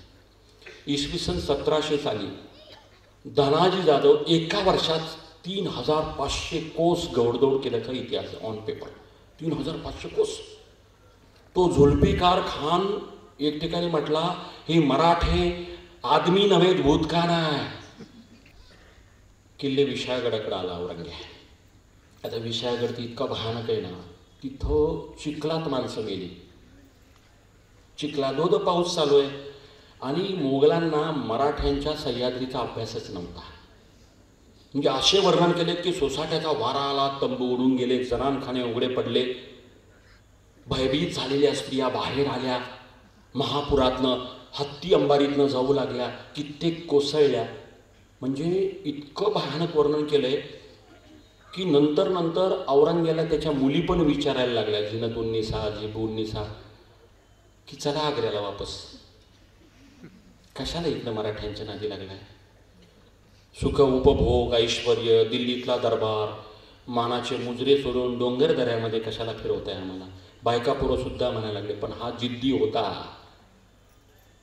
त्याची वाताहात झाली सुद्धा, तरी सुद्धा एका स्त्रीपासून पराभूत होणं त्याला मान्य नव्हतं, म्हणून तो इथं तळ ठोकून आहे. उत्तरेत जायची मानसिकता सगळ्या सरदारांची आहे. जागोजागी ठेचले जात आहेत, तरीही परत फिरायचं नाही. एका जिद्दीनं तो आलाय. स्त्रीकडनं पराभूत होऊन उत्तरेत गेल्यानंतर इतिहासात नामुष्की होईल ही चिंता आहे त्याला, प्रतिष्ठेचा प्रश्न आहे, म्हणून तो इथं आहे. 27 वर्ष इथे. तंबूत जन्माला आलेल्या लोकांना हे तंबू म्हणजेच विश्व वाटायला लागलं, असे उदाहरण आहेत त्या काळात. तेच त्यांचं विश्व. तंबूतच मोठे झाले, तंबूतच लहानाचं मोठं झाले, तंबूत लग्न झाले काही लोकांचे, एक एक पिढ्या तिथं निर्माण झाल्या. याचे तंबू मात्र त्या ब्रह्मपुरीपासून सगळ्या महाराष्ट्रामध्ये 27 वर्ष. काय जो माझ्या 27 वर्ष औरंग्या इथे. काय खर्च झाला असेल. आणि मराठ्यांची एक नीती होती की दिल्लीमधून रसद आली की मराठ्यांची गुप्तहेर माहिती करायची, एवढ्या घोड्यांवर एवढी रसद येते, मध्येच मारायची. मग तो उपासमारीने लोक मिळाली, अन्नधान्य मिळालं नाही. काही ठिकाणी असं वर्णन केलं आहे की भाकरीचं पीठ घेऊन मोगलांचे सरदार घराघरात जाऊन पैसे देऊन भाकरी बनवून खाऊ लागले. विचार करा किती भयान अवस्था मराठ्यांनी औरंग्याची करून टाकली. किल्ले विशाळगड घेताना सुद्धा अशी दाणादाण उडाली, त्याचंही वर्णन स्वतंत्र फार मोठे 10-20 पानाचं वर्णन आहे. पण इथं सुद्धा पैसे देऊन विशाळगड घ्यावा लागला. फक्त पैसे न देता एकच किल्ला जिंकला, त्याचं नाव तोरणा. एकच किल्ला जिंकला पैसे नाही देता, बाकी सगळे पैसे देऊन किल्ले घेतले. ऑन पेपर हां मराठ्याचा विजय, मराठ्याची हार, मोगलांचा विजय, ऑन पेपर फक्त. पुन्हा मराठी ताब्यात घ्यायचे. विचार करा किती झेरीस आला औरंग्या. आणि त्याच्यापेक्षा भयानक सांगतो मी तुम्हाला, त्या याच्यामध्ये औरंग्याने जाता जाता जेजुरीचा खंडोबाचं स्थान भ्रष्ट केलं. औरंग्या धर्मवेडा होता. त्या औरंगजेबाबद्दल कुणाला चांगलं बोलायचं असेल तर बोला, मी मात्र औरंग्या म्हणत असतो. कारण त्याच्या एवढा धर्मवेडा कुणीच नव्हता. लोक त्याच्या चांगुलपणाच्या कथा सांगतात, टोप्या विनायचा वगैरे, ठीक आहे बाबा तू म्हण चांगला. तो धर्मवेडा होता. त्यांनी छत्रपती राजाराम महाराज, शाहू महाराज मुसलमान व्हावेत म्हणजे संभाजी महाराजांचे पुत्र कैदेत टाकले ना. त्याच्या कैदेत येतात येसुबाई साहेब, त्याच्या कैदेत आहेत जानकीबाई साहेब, त्याच्या कैदेत आहेत. आणि जिथं जिथं छावणी जाते तिथेही शाहूराजे संभाजी महाराजांचे पुत्र येसुबाई साहेब. विचार करा, मी ते मगाशी उदाहरण दिलं तुम्हाला की येसुबाई साहेबांनी किती मनाचा मोठेपणा दाखवला. स्वतः रायगडावरती जोखीम पत्करून ती माऊली थांबली आणि राजाराम महाराज ताराराणीला निसटून जा म्हटलं. छत्रपती स्वतःचा मुलगा होण्याची ती परिस्थिती, राजनैतिक परिस्थिती, अधिकार निर्माण झालेला असताना सुद्धा राजाराम महाराजाला छत्रपती बनवलं. त्यागाची परंपरा मराठ्यांची आहे. आणि ती येसुबाई साहेब हा साधा सुद्धा त्याग नाही आहे. 1689ला येसुबाई साहेब, संभाजी महाराजांचा पुत्र शाहू, जानकीबाई साहेब या सगळ्या औरंग्याच्या कैदेत सापडल्या. 1 वर्ष नाही, 2 वर्ष नाही, 3 वर्ष नाही, 5 वर्ष नाही, 10 वर्ष नाही, 29 वर्ष येसुबाई साहेब मोगली कैदेत आहेत. 29 वर्ष. तुम्ही 29 दिवस कधी परमुलखात खोलीमध्ये बंद करून राहून दाखवा. 29 महिने नाही, 29 वर्ष. हो, काही केस असताना ती माऊली मोगलाच्या कैदेत, ती पांढरे केस घेऊन महाराष्ट्रात आली. 1731ला तिचा मृत्यू झाला. छत्रपती घराण्यात जन्म होणं काही सोपं आहे का? माणसं तर माणसं लढली, स्त्रिया सुद्धा इथे लढल्या. हो, कुठलं सुख उपभोग आणि ऐश्वर त्या स्त्रियांना मिळाले दाखवलं मला. तर हाताभरती शीर, सुख उपभोग तर नाहीच नाही. हिंदवी स्वराज्यासाठी छत्रपतीच्या घराण्यातील माणसांनी आहुती दिली, स्त्रियांनी सुद्धा एवढा मोठा त्याग केला. म्हणून त्यागमूर्ती येसुबाई साहेब असं म्हणत असतो. 29 वर्ष. पुन्हा महाराष्ट्रामध्ये 1731चा मृत्यू झाला. 29 इयर्स. शाहू महाराज त्याच विचार करा, त्या मुसलमानी पद्धतीचे 5 वेळेसचे नमाज ऐकण्यात तो शाहू मोठा झाला. ती फार मोठी गंमत आहे. सांगेल मी तुम्हाला. त्या परंपरेमध्ये शाहू महाराजांचं धर्मांतरण करायचा प्रयत्न औरंग्याने केला. औरंग्याची मध्येच अशी धर्म वेडेपणाची इच्छा जागृत व्हायची आणि शाहू महाराजाला मुसलमान करायचा, म्हणजे संभाजी महाराजच्या पुत्राला त्यांनी प्रयत्न केला. तेव्हा प्रतापराव गुजरांची 2 मुलं होते, खंडेराव आणि जगजीवनराव. ते दोघं मुसलमान झालेत. म्हणजे छत्रपतींचा छावा वाचवण्यासाठी प्रतापराव गुजरांच्या 2 पोरांनी मुसलमान धर्म स्वीकारलाय. त्याग काय असतो? त्याग ह्याला म्हणतात की पुत्र वाचला पाहिजे, स्वतः मुसलमान झाले. खूप प्रचंड हालाकीच्या परिस्थितीमध्ये छावणीमध्ये ते राहत आहेत. आणि ती छावणी महाराष्ट्रामध्ये ब्रह्मपुरीला, आमच्या सोलापूर जिल्ह्यामध्ये 7 वर्ष आहे. 7 वर्ष म्हणजे जवळपास 1694 ते 1701 पर्यंत ब्रह्मपुरीला औरंग्याची राजधानी आहे. म्हणजे राजधानी दिल्ली नव्हती, औरंग्याची राजधानी, अस्थायी राजधानी मुएबल ही ब्रह्मपुरीला आहे. विचार करा, तशा ह्याच्यामध्ये छावणीमध्ये ते सापडलेत.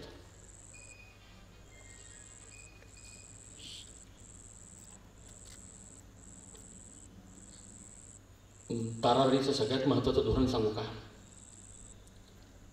किल्ला 6-7 महिने लढू द्यायचा, पावसाळ्यात देऊन टाकायचा पैसे घेऊन, पुन्हा ताब्यात घ्यायचा.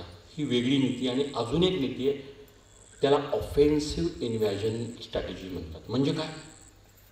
म्हणजे इथं तर जेरीस आणलंच ताराराणी, पण ताराराणीची स्ट्रॅटेजी अशी होती की इथं किल्ला वेढला गेला की मराठ्यांच्या तुकड्या त्यांनी औरंग्याच्या मुलखात धाडायच्या, नाक दाबून तोंड उघडणं. म्हणजे इथं तर मार खातातच येते. मग मराठ्यांच्या तुकड्या माळवा, गुजरात, ओरिसा, तेलंगणा, ढाक्यापर्यंत गेल्या, उत्तरेत दिल्ली पावेतो गेल्या, दक्षिणेमध्ये फार वेल्लोर तंजावरपर्यंत औरंग्याचं जेवढं राज्य तिथपर्यंत मराठ्यांच्या तुकड्या गेल्या. एक उदाहरण सांगेल मी.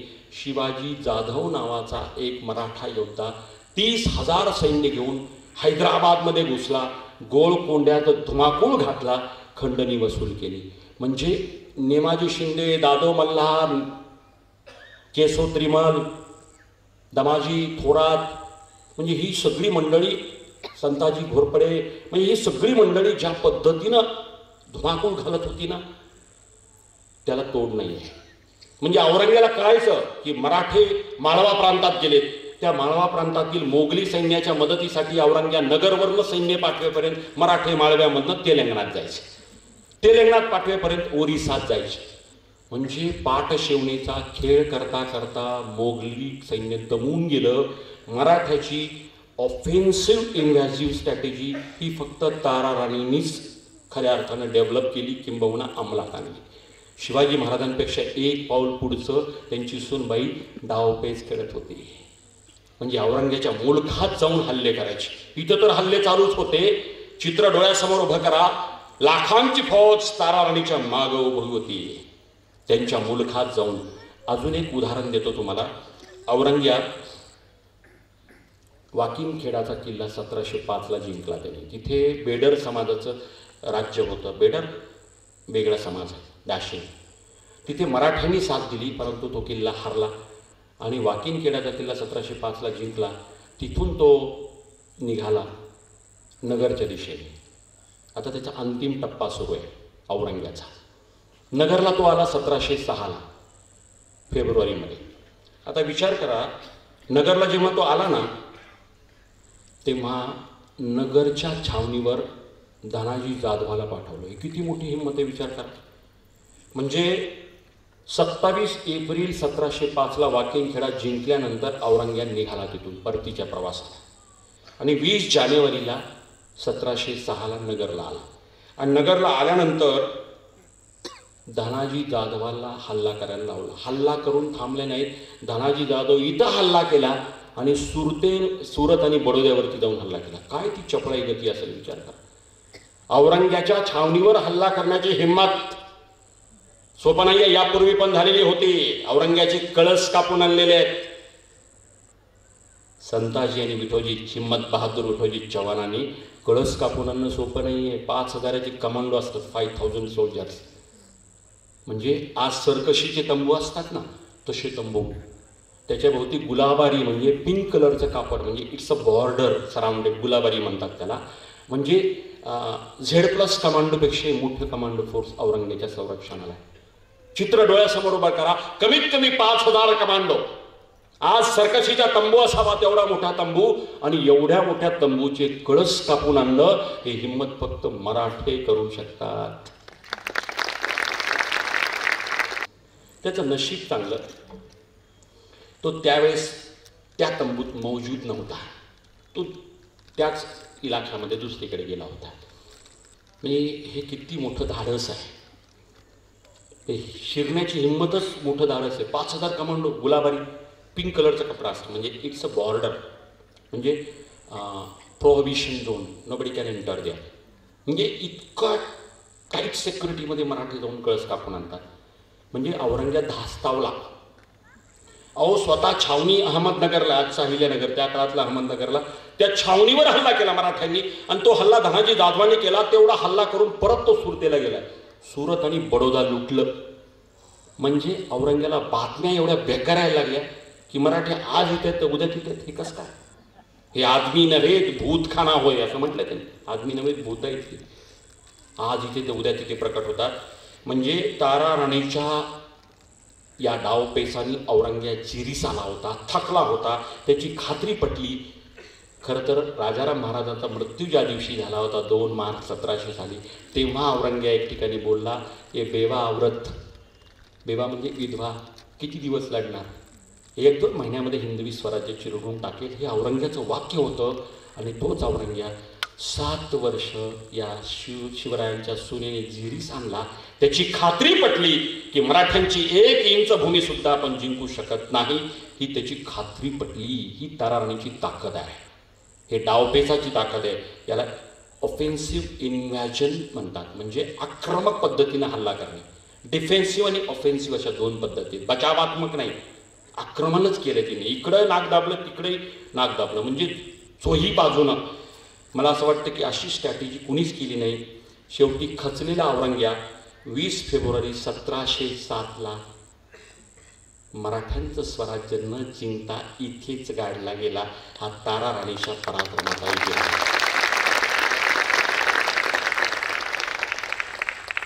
आणि खरं सांगू, औरंगाबाद मियाला 20 फेब्रुवारीला. त्याच्यानंतर अवघ्या 3 महिन्यात, म्हणजे औरंगाबाद मेल्यानंतर दीर्घायुषी होतो. 1618चा जन्म आहे त्याचा. आता कॅल्क्युलेट तुम्हीच करा. जवळपास तो 90-91 वर्ष जगला. 1618चा जन्म. त्याचा थोरला भाऊ 1615चा, तो दारा शुको, हा 1618चा. किती वर्ष जगला तो. पण इथं जिरीस येऊन मरण पावला. पण सांगू, तो मेला हा धक्का जो बसला ना भयानक मोगली सैन्याला. गोंधळ उडाला. आलमगीर मरण पावला. आपलं काय होणार वाताहात. निराश झालेल्या मोगली सैन्य आणि ताराराणींनी बरोबर गोंधळलेल्या शत्रूच्या या सगळ्या परिस्थितीचा फायदा घेतला. ही शिवनीती आहे. शिवनीती पण अशीच होती. दिनांक 10 नोव्हेंबर 1659 अफजल खानाचा कोथळा काढला. कोणीही म्हटलं नव्हतं अफजल खान इथं महाराष्ट्राच्या भूमीवरती मरण पावेल. अफजल खानाचा कोथळा काढल्याबरोबर आदिलशाही हादरली. कोणीही संकल्पना केली नव्हती, स्वप्नात बघितलं नव्हतं. प्रत्येकाचं एकच होता की शिवाजी राजा मारला जाईल किंवा मुसक्या बांधून परत विजापूरला सादर केला जाईल. हे सगळे स्वप्न भंगले आणि अफजल खानाचा थडग महाराजांनी इथं उभं केलं. कोथळा काढला 10 नोव्हेंबर 1659.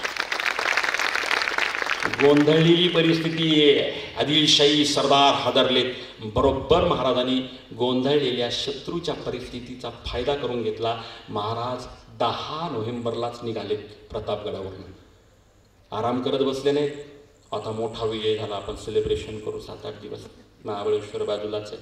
नाही, गोंधळलेल्या परिस्थितीचा फायदा घेणारे छत्रपती आहेत. शिवसूत्र आहे, शिवनीती आहे. महाराजांनी घोड्याला टाच मारली. नेताजी पालकरांना सांगितलं जा. नेताजी पालकर तिकडं हेब्बाळ, हनवल्ली, हुकेरी, हुनवाड, विजापूर, शहापूर तिकडं. बघा काय मनसुबे आहेत ना. नेताजी पालकरांचा मनसुबा होता की विजापूरच कब्जात घ्यायचं. काय माणसंच नाही. विजापूर डायरेक्ट त्याची राजधानी. आणि शिवाजी महाराज इकडं मुलूक मारत निघालेत. अफजल खानाच्या वधानंतर 10 नोव्हेंबर 1659 वार गुरुवार. महाराज शुक्रवारी घोड्याला टाच मारतात. मध्यरात्रीला महाराज निघालेत. कुठे? अफजल खानाचा वधानंतर महाराज आदिलशाही मुलूक मारायला निघाले त्या महाबळेश्वराच्या जंगलामधून प्रतापगडाच्या त्या पार गावातनं पहिला गड वैराटगड घेतला, चंदनगड घेतला, वंदनगड घेतला, वसंतगड घेतला, भूषणगड, सदाशिवगड, मच्छिंद्रगड, गुणवंतगड, गडामागून गड छत्रपती शिवाजी महाराज सरकारात अवघ्या 15 दिवसानंतर दिनांक 25 नोव्हेंबर 1659 कोल्हापूरची महालक्ष्मी स्वतंत्र झाली आणि अवघ्या 3 दिवसात 28 नोव्हेंबर 1659 किल्ले पन्हाळा ताब्यात आला. चित्र डोळ्यासमोर उभं करा. किल्ले प्रतापगडापासून पन्हाळगडापर्यंत 150 किलोमीटरचा भूभाग शिवाजी महाराजांनी 18 दिवसात मारला. बरोबर सासऱ्यांचं सूत्र तारावर आणि इथं गिरवलंय. औरंग्या मेला रे मेला कळलं की सगळी फौज एकत्र केली आणि जे किल्ले औरंग्याने वसंतगड, सातारचा अजिंक्य तारा म्हणजे पन्हाळगड, विशाळगड, तोरणा, राजमाची, राजगड सगळे 90 दिवसात पुन्हा परत घेतले. म्हणजे शत्रूच्या गोंधळलेल्या परिस्थितीचा अचूक फायदा याला शिवसूत्र म्हणतात. तारा राणीनं शिवाजी महाराजांचं सूत्र अवलंबिलं. एक काकण पुढं इनव्हॅझिव्ह, दॅट इज ऑफेन्सिव्ह इनव्हॅझिव्ह थिअरी, ही पहिल्यांदा मराठ्यांच्या इतिहासात या सुनबाईंनी चालवली. म्हणून तारा राणीचं महत्त्व इथे अबाधित आहे. आता तारा राणीच्या आयुष्यातले काही भाग आहेत. पहिला भाग जिंजीला जाणं, जिंजीवरून परत येणं. दुसरा भाग राजाराम महाराजांच्या मृत्यूपासून ते औरंग्याच्या मृत्यूपर्यंत. तिसरा भाग. प्रत्येक भागात नियतीनं ज्या पद्धतीनं संकट उभी केली त्या संकटाला पुरून तारा राणी उरली आहे. आणि म्हणून हा चरित्र कथाचा आज खऱ्या अर्थानं तुम्हाला प्रत्येकाला काही ना काही घेऊन जायचं आहे. आता तिसरा भाग नियतीनं जो दिला ना तो महाभयानक आहे. आपल्या स्वकीयांशी संघर्ष आहे. औरंग्याच्या मृत्यूनंतर बाळाजी विश्वनाथांनी आणि जुल्फिकार खानाशी संगनमत म्हणण्यापेक्षा डावपेच केले, चर्चा केली आणि शाहू महाराजांची सुटका केली. म्हणजे इतके दिवस कैदेत असणारा संभाजीराजांचा पुत्र शाहू सुटून आला औरंगजेबाच्या मृत्यूनंतर. आणि नंतर काही वर्षांनी स्वतः येसुबाई साहेबसुद्धा. आता बघा, चित्र डोळ्यासमोर उभं करा. शाहू सुटून निघालेत. चित्र डोळ्यासमोर उभं करा. शाहू आले धुळे जिल्ह्यामध्ये नंदुरबारच्या जवळ आणि तिथे मुक्काम केला. जसा शिवाजी महाराजांचा पुढचा वंशज संभाजीराजांचा पुत्र मोगली कैदेतनं परतला तसे स्वार्थी मराठे तारा राणीला सोडून इकडं जायला सुरुवात झाली. म्हणजे स्वार्थ आजचा आहे का? नाही आहे. उगवत्या सूर्याला नमस्कार करण्याची पद्धत पूर्वापारपासून. म्हणजे जिथे तळ पडला ना त्या गावाचं नाव लामकाणी. तापी नदीच्या किनारी आहे. तिथं तळ पडला त्या शाहू महाराजांचा आणि सगळे पटापटा मराठा सरदार सगळे भेटायला जाऊ लागले, मुजरे करायला. म्हणजे बघा, आजपर्यंत तारा राणीच्या बरोबर असलेला सरदारांचा मोठा थवा उगवत्या सूर्याला नमस्कार करायला निघाला.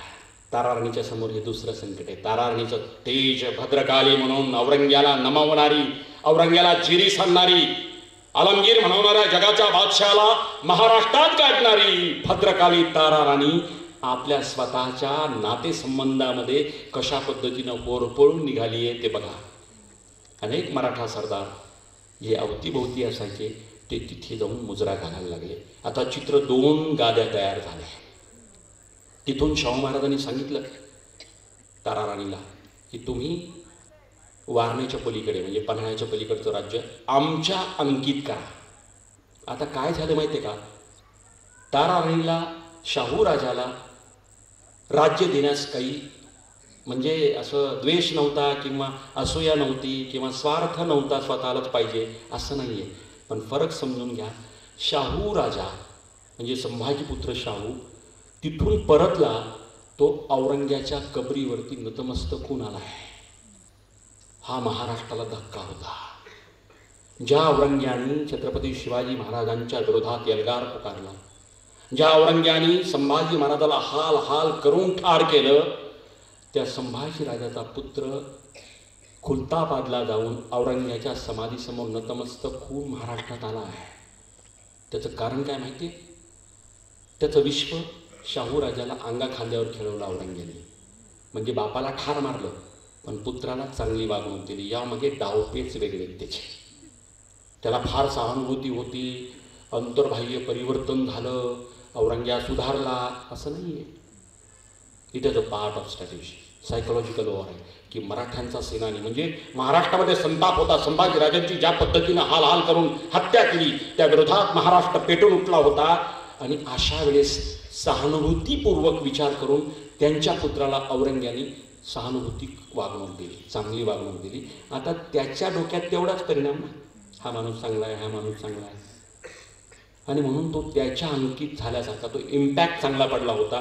आणि म्हणून औरंग्याच्या त्या खुलताबादच्या समाधीजवळ नतमस्तक होऊन हा शाहू आला आणि औरंगजेबाचा म्हणजे मोगलांचा मांडलिक म्हणून आला. खरी गंमत अशी आहे माहिती आहे का, औरंगजेबाचे 3 पुत्र अवतीभोवती. कामबक्ष विजापूरला होता, त्याच्या सगळ्यात लाडका. मोहम्मद सुलतान वेगळा, मुअज्जम वेगळा, अज्जम वेगळा. मुअज्जम पेशावरला होता, अज्जम इकडं होता. मुअज्जम पेशावरनं आला. जेव्हा कळलं की हा शेवटच्या टप्प्यात आहे, त्यांचं मात्र बरं होतं.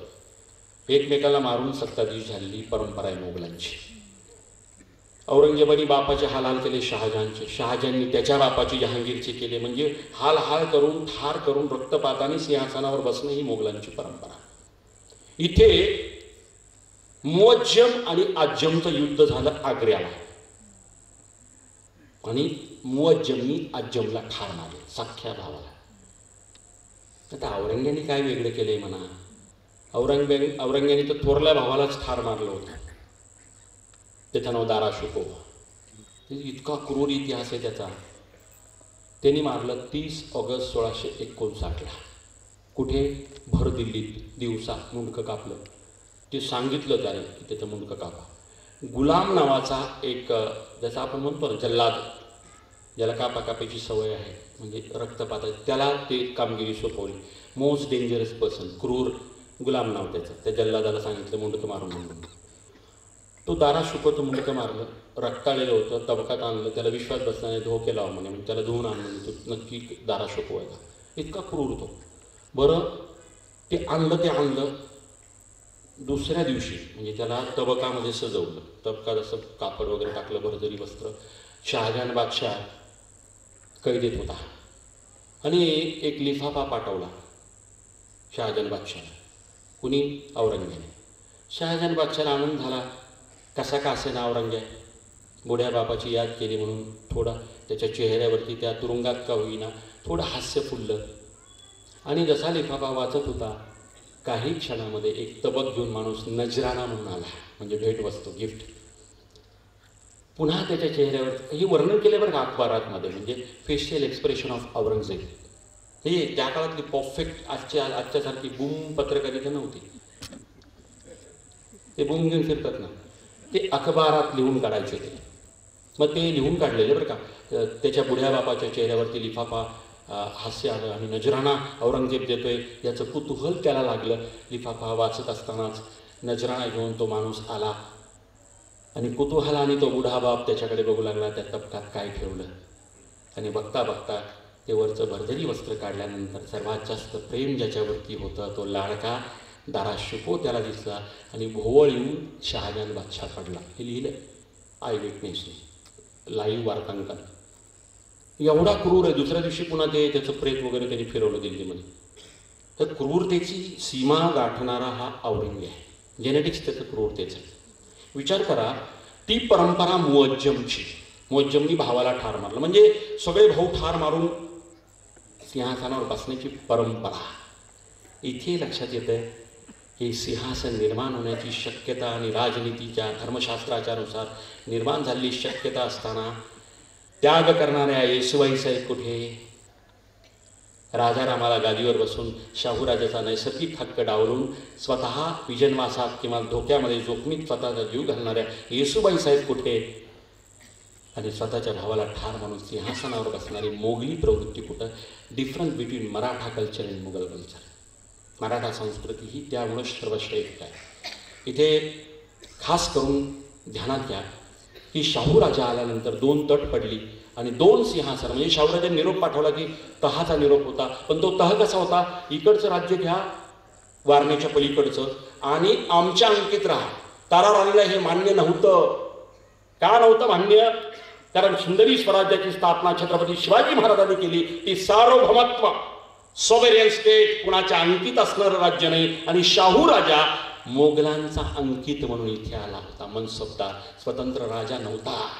सरदेशमुखांनी चौथाईची सनद घेऊन तो महाराष्ट्रात आला होता. इथेच वाद निर्माण झाले. वाद भाऊबंदकीमध्ये नव्हते. मला एकट्यालाच पाहिजे असं ताराराणीला वाटत नव्हतं. प्रश्न तत्वाचा होता. तत्व असं होतं की छत्रपतींचं स्वराज्य हे सार्वभौम स्वराज्य होतं आणि शाहू राजा मोगलांचा अंकित म्हणून आला होता. तत्वाची लढाई होती म्हणून 2 गट तट पडले. आता संघर्ष सुरू झाला स्वतःच्याच पुतण्याशी. विचार करा, शाहू राजा विरुद्ध मग खलिता पाठवला, धुडकावून लागला त्या ताराराणीने. युद्धाला प्रारंभ झाला. युद्ध कुठं झालं? खेडच्या जवळ युद्ध झालं. आणि या युद्धामध्ये चमत्कारिक घटना घडली. शाहू राजाचा पक्ष विरुद्ध ताराराणीचा पक्ष युद्धाला तोंड फुटलं आणि अचानक ताराराणीचा सरसेनानी धनाजी जाधव अचानकपणे शाहू राजांच्या पक्षात गेला. तुम्हाला आज आश्चर्य वाटत असेल, सुरत, गुवाहाटी हे आज दिसते म्हणून वाटतं तुम्हाला. एका रात्रीत तख्तापलट त्याही काळात होत होता. फक्त वार्तांकन करणारे टेलिव्हिजन सारखे प्रभावी चॅनल्स नव्हते, सोशल मीडिया नव्हता. म्हणून आपल्याला वाटते हे आगळीक घडली, काहीतरी वेगळंच घडलं. धनाजी जाधव कालपर्यंत ताराराणीचा सरदार, सेनानी, चीफ ऑफ द मराठा सेनानी, अचानकपणे ताराराणीच्या पक्षातनं लढता लढता शाहू राजाला सामील झाला. हा पहिला धक्का ताराराणीला होता. पण ताराराणी डगमगल्या नाहीत. युद्धाला प्रारंभ झाला. सातारा सोडण्याची वेळ आली. विचार करा, शाहू राजांनी स्वतःला छत्रपती म्हणून राज्याभिषेक करून घेतला. सातारा राजधानी झाली. संभाजी महाराजांचा पुत्र आणि ताराराणी तिथून परशुराम पंत प्रतिनिधीला कारभार सोपवला आणि ताराराणी साताऱ्यावरनं पन्हाळ्याकडे आल्या. जशा पन्हाळ्याकडे आल्या तसा शाहू राजाचाही सैन्याचा मारा तिथपर्यंत झाला. युद्ध पन्हाळा वेढला गेला. पन्हाळा जिंकला शाहू राजाने. युद्ध कोणाविरुद्ध कोण चालू आहे? आपसात युद्ध चालू आहे. ताराराणी विरुद्ध शाहू राजे. सातारा गादी युद्ध. आणि बघा, ती गादी, करवीरची गादी निर्माण झाली नाही आहे तोपर्यंत. पण ताराराणीचा पराभव झाला. विशाळगड पण घेतला शाहूराजांनी, पन्हागड घेतला.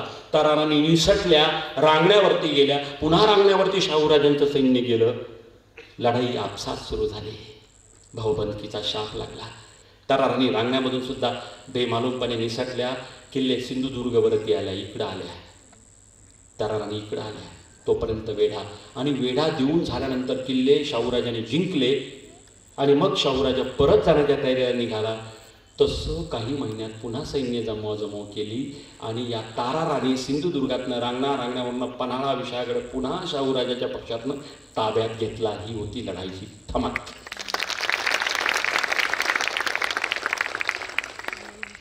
आणि एक लक्षात घ्या, 12 ऑक्टोबर 1607ला जे युद्ध झालं ना, ते महाराष्ट्राच्या इतिहासामध्ये टर्निंग पॉईंट ठरणार होता. 12 ऑक्टोबर 1607ला धनाजी जाधव अचानक शाहूराजांच्या पक्षात गेला आणि मग इकडून तिकडं उड्या सुरू झाल्या. आता बघा, धनाजी जाधव जेव्हा मरण पावले त्यानंतर त्यांचा पुत्र चंद्रसेन जाधव वडिलांचं परिमार्जन करण्यासाठी ताराराणीकडे आला. आपल्या वडिलांची चूक झाली म्हणून. म्हणजे कसे स्थित्यंतर घडलेत मराठ्यांच्या इतिहासामध्ये. आणि जेव्हा शाहू राजा परत आला, म्हणजे संभाजीपुत्र जसा परत आला तसा ताराराणी हे सगळे किल्ले जिंकले आणि स्वतः ताराराणी शिवाजीला, म्हणजे स्वतःच्या पुत्राला, पन्हाळ्यावरती छत्रपती म्हणून घोषित केलं. 1710ला करवीरची दुसरी गादी निर्माण झाली. 2 गाद्या, सातारा गादी विरुद्ध करवीर, कोल्हापूर गादी. 2 मराठ्यांची तट पडली. 2 गाद्या निर्माण झाल्या आणि 12 जानेवारीला राज्याभिषेक करून घेतला. 1708ला शाहू महाराज साताऱ्याचे छत्रपती झाले. राज्याभिषेक झाला. आता बघा, चित्र डोळ्यासमोर उभं करा. 2 गाद्या झाल्या, पराभव आप्तस्वकीयांचा झाला. ताराराणी पन्हाळ्यावरनं राज्य करायला लागली. राज्यकारभार उत्तम चालू होता. शाहू राजांचा साताऱ्यावरनं राज्यकारभार उत्तम चालू होता. परंतु एकमेकांची माणसं फोडणं, एकमेकांचं स्वराज्य गिळंकृत करणं हे डावपेच मात्र अंतस्थ चालू होते. आपसाकडे वळवण्याचे प्रयत्न चालू होते. आणि या प्रयत्नातनं एक डावपेच शिजला. कदाचित या डावपेचाला कटकारस्थान म्हणून कळलंच नाही ताराराणीला की काय रात्रीतनं झालं. रामचंद्रपंत अमात्यांची कदाचित ही खेळी असावी असा इतिहासकारांचा तर्क आहे. जसा एका रात्रीत काय झालं हे आज आपण तर्क करतो, एकाएकी कसं झालं, एकाएकी काही होत नसतं. संधान, वेषांतर, भेटीगाठी ह्या सगळ्या गोष्टी होत राहतात आणि त्यातनं कटकारस्थानाला जन्म येतो. तसा रामचंद्रपंत अमात्यांचा राग होता ताराराणीवरती. कारण एक तोतया, याचं नाव खंडो लिंगो कुलकर्णी खटावचा, तो तोतया शाहू म्हणून उभा केला होता. 2 तोतयाचं बंड ताराराणींनी मोडून काढलंय. एक म्हणजे बलकवडे नावाचा आणि एक खंडो लिंगो कुलकर्णी शाहू म्हणूनच आला होता तो. आणि थोडं रामचंद्रपंत अमात्यांची बाजू खातरजमा न करता त्या तोतया शाहूला पाठिंबा दिला म्हणून थोडे मतभेद झाले होते. कदाचित त्या मतभेदाची परिणिती या कटकारस्थानात झाली असावी असं इतिहासकारांना वाटतं. आणि रामचंद्रपंत अमात्याने पारडं पलटवून टाकलं एकाएकी. म्हणजे 1714ला काय झालं माहिती? राजवाडा क्रांती नाव आहे त्याचं नावच आहे त्या प्रकरणाचं, राजवाडा क्रांती. आणि या राजवाडा क्रांतीमध्ये सगळ्यात महत्त्वाचा जो ऑगस्ट 1714ला घोटाळा झाला म्हणण्यापेक्षा तो धक्का होता. स्वतः ताराराणी आणि शिवाजीराजा नजर कैदेत केला. कोणी माहिती आहे? त्यांच्याच सवतीच्या मुलाने, म्हणजे राजसबाईच्या संभाजी नावाच्या मुलाने. मगाशी मी जन्म सांगितला होता ना, तो संभाजी. म्हणजे रामचंद्रपंत अमात्यांचं डावपेच आणि शत्रूचे डावपेच, कदाचित शाहू महाराजांच्या पक्षातील काही लोकांचे डावपेच त्याच घराण्यामध्ये म्हणजे किल्ले पन्हाळ्यावरती एकाएकी कैद झाली. ऑगस्ट 1714ला ताराराणी आणि त्यांचा पुत्र शिवाजीराजा यांना राजसबाई म्हणजे त्यांची सवत आणि सवतीचा मुलगा संभाजीराजांनी कैद केलं आणि कोल्हापूरची गादीचे छत्रपती म्हणून संभाजीराजाला घोषित केलं गेलं. बघा कसे स्थित्यंतर त्या माऊलीच्या आयुष्यात येतात आहे. पण ती माऊली खचत नाही आहे. ती विरांगणा आहे. निरुदात्तपणे तोंड दिलं. 1 वर्ष नाही, 2 वर्ष नाही, तब्बल 15 वर्ष म्हणजे 1730 पर्यंत ती माऊली नजर कैदेत आहे किल्ले पन्हाळ्यावर. कुणाच्या? संभाजीराजे आणि राजसबाईच्या सवतीच्या मुलाच्या. आणि इथं मात्र पुन्हा जो वाद सुरू झाला, संभाजीराजा करवीर राजा विरुद्ध साताऱ्याचे शाहूराजे, हाही वाद सुरू झाला. दुर्दैवाने युद्ध झालं. काय काय ताराराणीला बघावं लागलं. शाहू राजा या करवीरच्या गादीच्या संभाजीराजांच्या विरोधात लढाईला आला. ती लढाई पन्हाळ्याच्या जवळ वारणेच्या काठी झाली आणि इथे संभाजीराजांचा पराभव झाला. शाहू राजा जिंकला. संभाजीराजांची आई म्हणजे राजसबाई ताराराणी यांना कैदेत टाकलं. आणि ताराराणीचा पुत्र शिवाजी हा देवीच्या आजाराने 1726ला वारला होता. तत्पूर्वी त्याला पुत्र झाला होता 1725ला. तो पुत्र नाव त्याचं रामराजा. हा झालेला पुत्र मात्र गुप्तपणे ताराराणीने गडाच्या पायथ्याशी बावड्याला एका राजपुताच्या कुटुंबाकडे पाठवला. कारण घातपात होईल म्हणून. बाळ जन्माला आलं, स्वतःला नातू झाला, पण त्याचा गवगवा केला नाही. तो सुरक्षितपणे बावड्याला 4-5 वर्ष वाढला. तिथून परत तो आमच्या सोलापूर जिल्ह्यातील बार्शीच्या जवळ पानगावला वाढला. त्याचं नाव रामराजा. बघा, बेमालूमपणे आपला नातू लपवून ठेवण्यात ताराराणी यशस्वी झाल्यात. स्वतःचा पुत्र देवीच्या आजाराने, ज्याला स्मॉल पॉक्स म्हणून, त्या काळात लसी नव्हत्या, मरण पावला. 1730ला जेव्हा शाहूराजांनी हल्ला केला तेव्हा हा सगळा कबिला सापडला. त्याच्यामध्ये राजसबाई, संभाजीराजे आणि ताराराणी आहेत. आता बघा संस्कृतीतला फरक. जेव्हा शाहूराजांनी कैद केलं तेव्हा ताराराणी बोलल्या शाहूराजांना की मी पन्हाळा सोडून तुमच्याकडं राहायला येणार आहे. त्याच उदाहरणाने या शाहूराजांनी त्या ममतेने त्या मातेचं स्वागत करून साताऱ्याच्या महालात ठेवलं आहे. हा मराठ्यांचा इतिहास आहे. वैर नाही आहे तिथे, प्रतिद्वंद्वी आहेत, शत्रू नाही आहेत. प्रतिद्वंद्वी असणं, वैचारिक विरोध असणं आणि शत्रू असणं फार फरक आहे. त्या काळात वैचारिक विरोध असताना सुद्धा सन्मान ठेवण्याची परंपरा होती, शत्रुत्व वागणं. त्यामुळे ही तारा राणी तिथं आली, कुठे? साताऱ्याला. आणि या शाहूने ममतेने वागवलं. पण तिथे पुन्हा 15 वर्ष नजर कैदेत आहे, 1745 पर्यंत. आता चित्र बघा, कुठल्या कुठल्या पातळीवरती तारा राणी लढते. 1745ला इथे काय चालू आहे? इथे शाहू राजा म्हणजे साताऱ्याचा संभाजीपुत्र शाहू बाळाजी विश्वनाथाच्या अंकित आहे, पेशव्यांच्या अंकित झाला आहे. बाळाजी विश्वनाथ, नानासाहेब पेशवे यांच्या अंकित झाला आहे. आणि शेवटच्या टप्प्यामध्ये यांना मुलबाळ नाही आहे. या शाहूराजाला 2 पत्नी आहेत, एकाचं नाव सकवारबाई साहेब आणि दुसऱ्याचं नाव सगुणाबाई. दोघांनाही पुत्र नाही आहे. म्हणजे इकडे सुद्धा शाहूराजाला पुत्र नाही, करवीरच्या संभाजीराजालाही पुत्र नाही. म्हणजे दोन्ही गाद्या निर्वंश आहेत.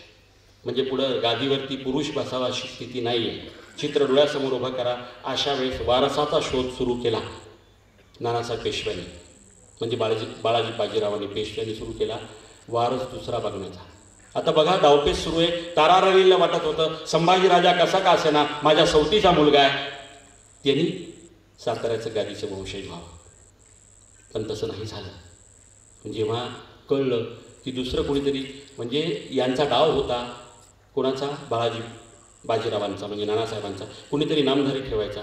अशा वेळेस पुन्हा 1745ला अचानकपणे एखाद्या चित्रपटामध्ये क्लायमॅक्स यावा, टर्निंग पॉईंट यावा, अशा पद्धतीनं तारा राणी प्रकटली आणि सांगितलं की दुसरा वंशज कशाबाई बघता, भोसल्याचा वंशज जिवंत आहे, म्हणजे माझा नातू जिवंत आहे, तो तिथे आहे पानगावला. सांगितलं. आता बघा, वंशज आणायच्या हालचाली सुरू असताना अचानकपणे 1749ला शाहूराजांचं निधन झालं. पण निधनाच्या अगोदर ग्लानी आणि तंद्र अवस्थेमध्ये सह्या घेतल्या त्या 2 सनद आहेत.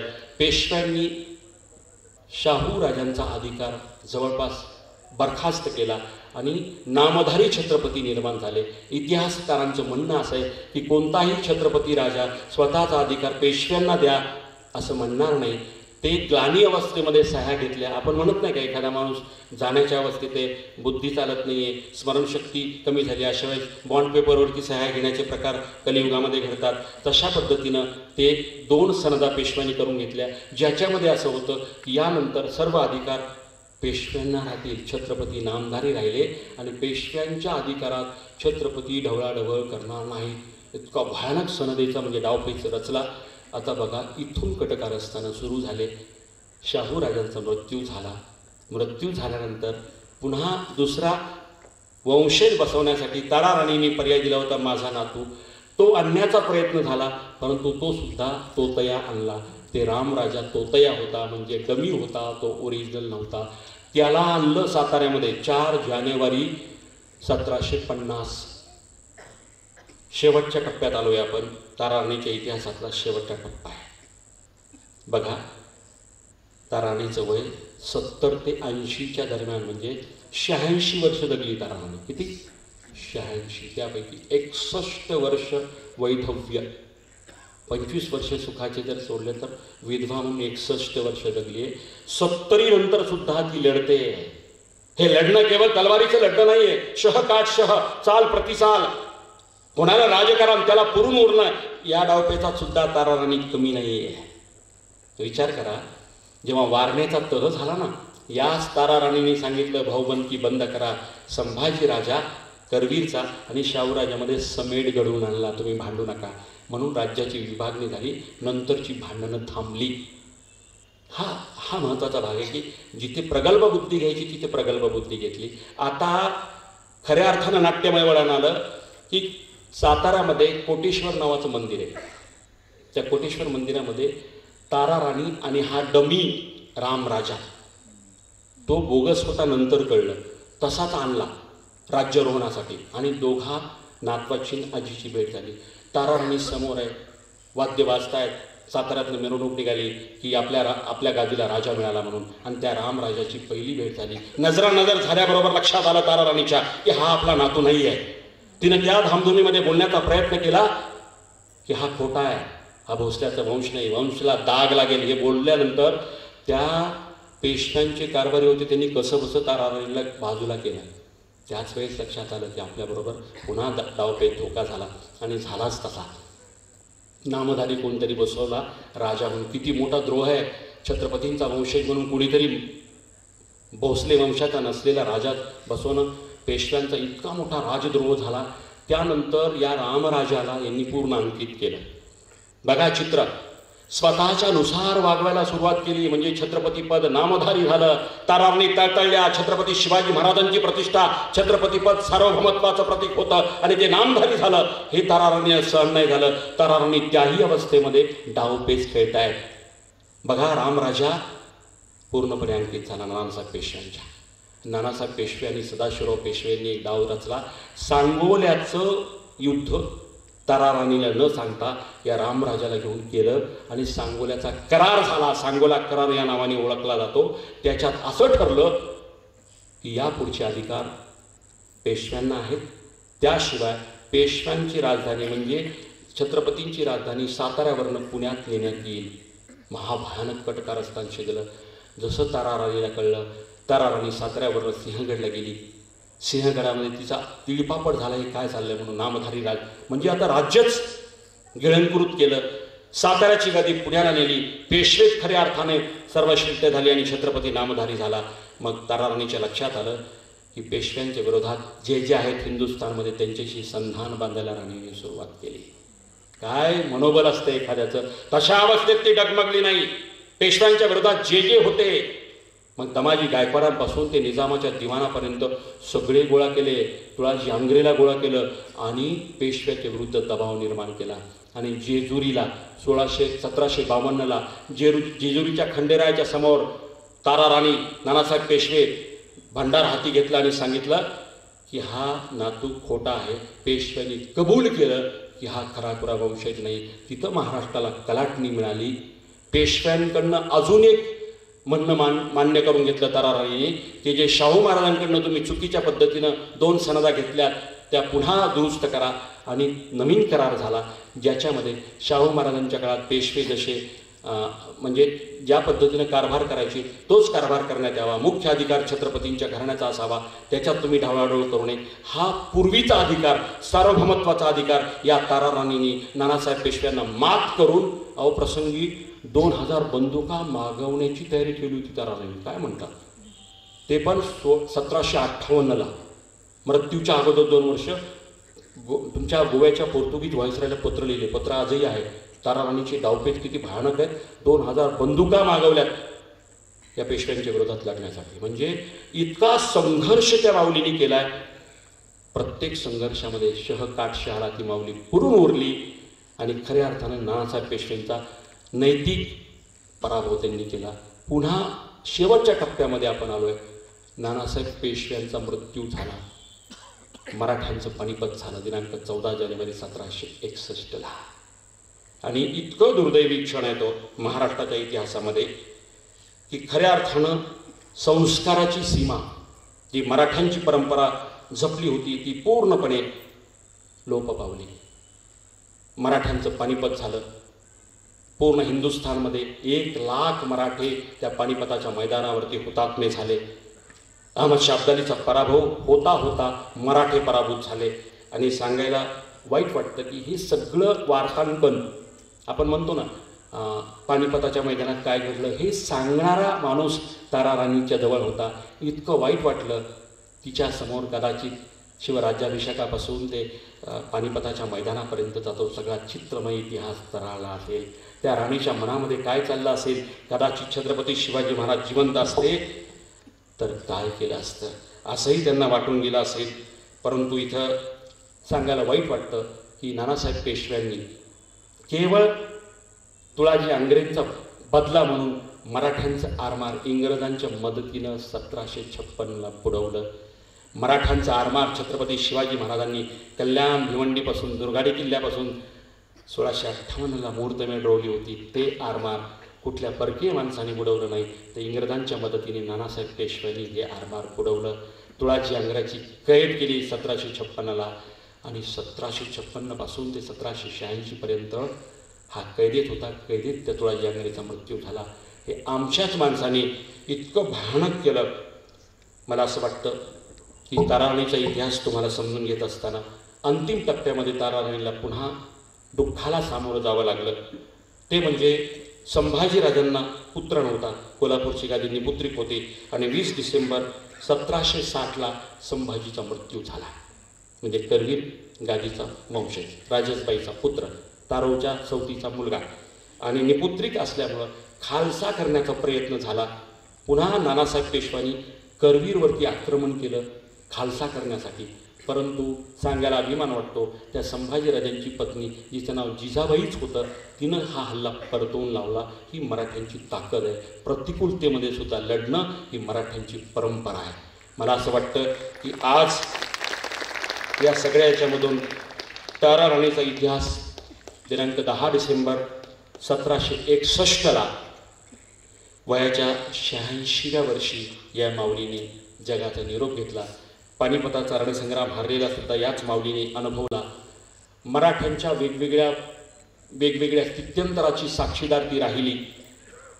महासाहेबांच्या आयुष्याचा जर आपण पूर्ण विचार केला, जिजाऊ साहेबांचा, शिवाजीराजांचा, संभाजी महाराजांचा आणि ताराबाई साहेबांचा, तर ताराराणीच्या आयुष्यामध्ये तुम्ही वेगवेगळे पटकथा, वेगवेगळे दशकं अनुभवा.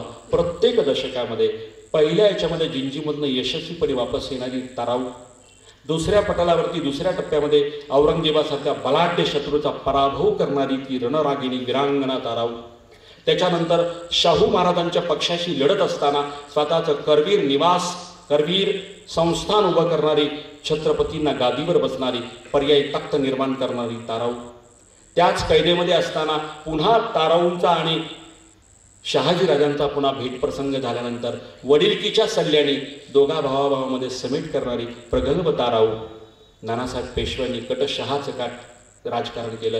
डमी राजा उभा केल्यानंतर ते पूर्णपणे राजकारण नेस्तनाभूत करणारी, पेशव्यांच्या विरोधकांना एकत्र करणारी, प्रसंगी पोर्तुगीज व्हाईसरायला 2000 बंदुकीचं पत्र पाठवणारी रणरागिणी ताराऊ आणि शेवटच्या टप्प्यामध्ये मोठ्या मनाची ताराऊ, नानासाहेब पेशव्यांचा मुलगा माधवराव पेशव्यांना पेशवाईची वस्त्र उदात्त अंत करणारी, बहाल करणारी ताराऊ, सगळं माफ करणारी ताराऊ.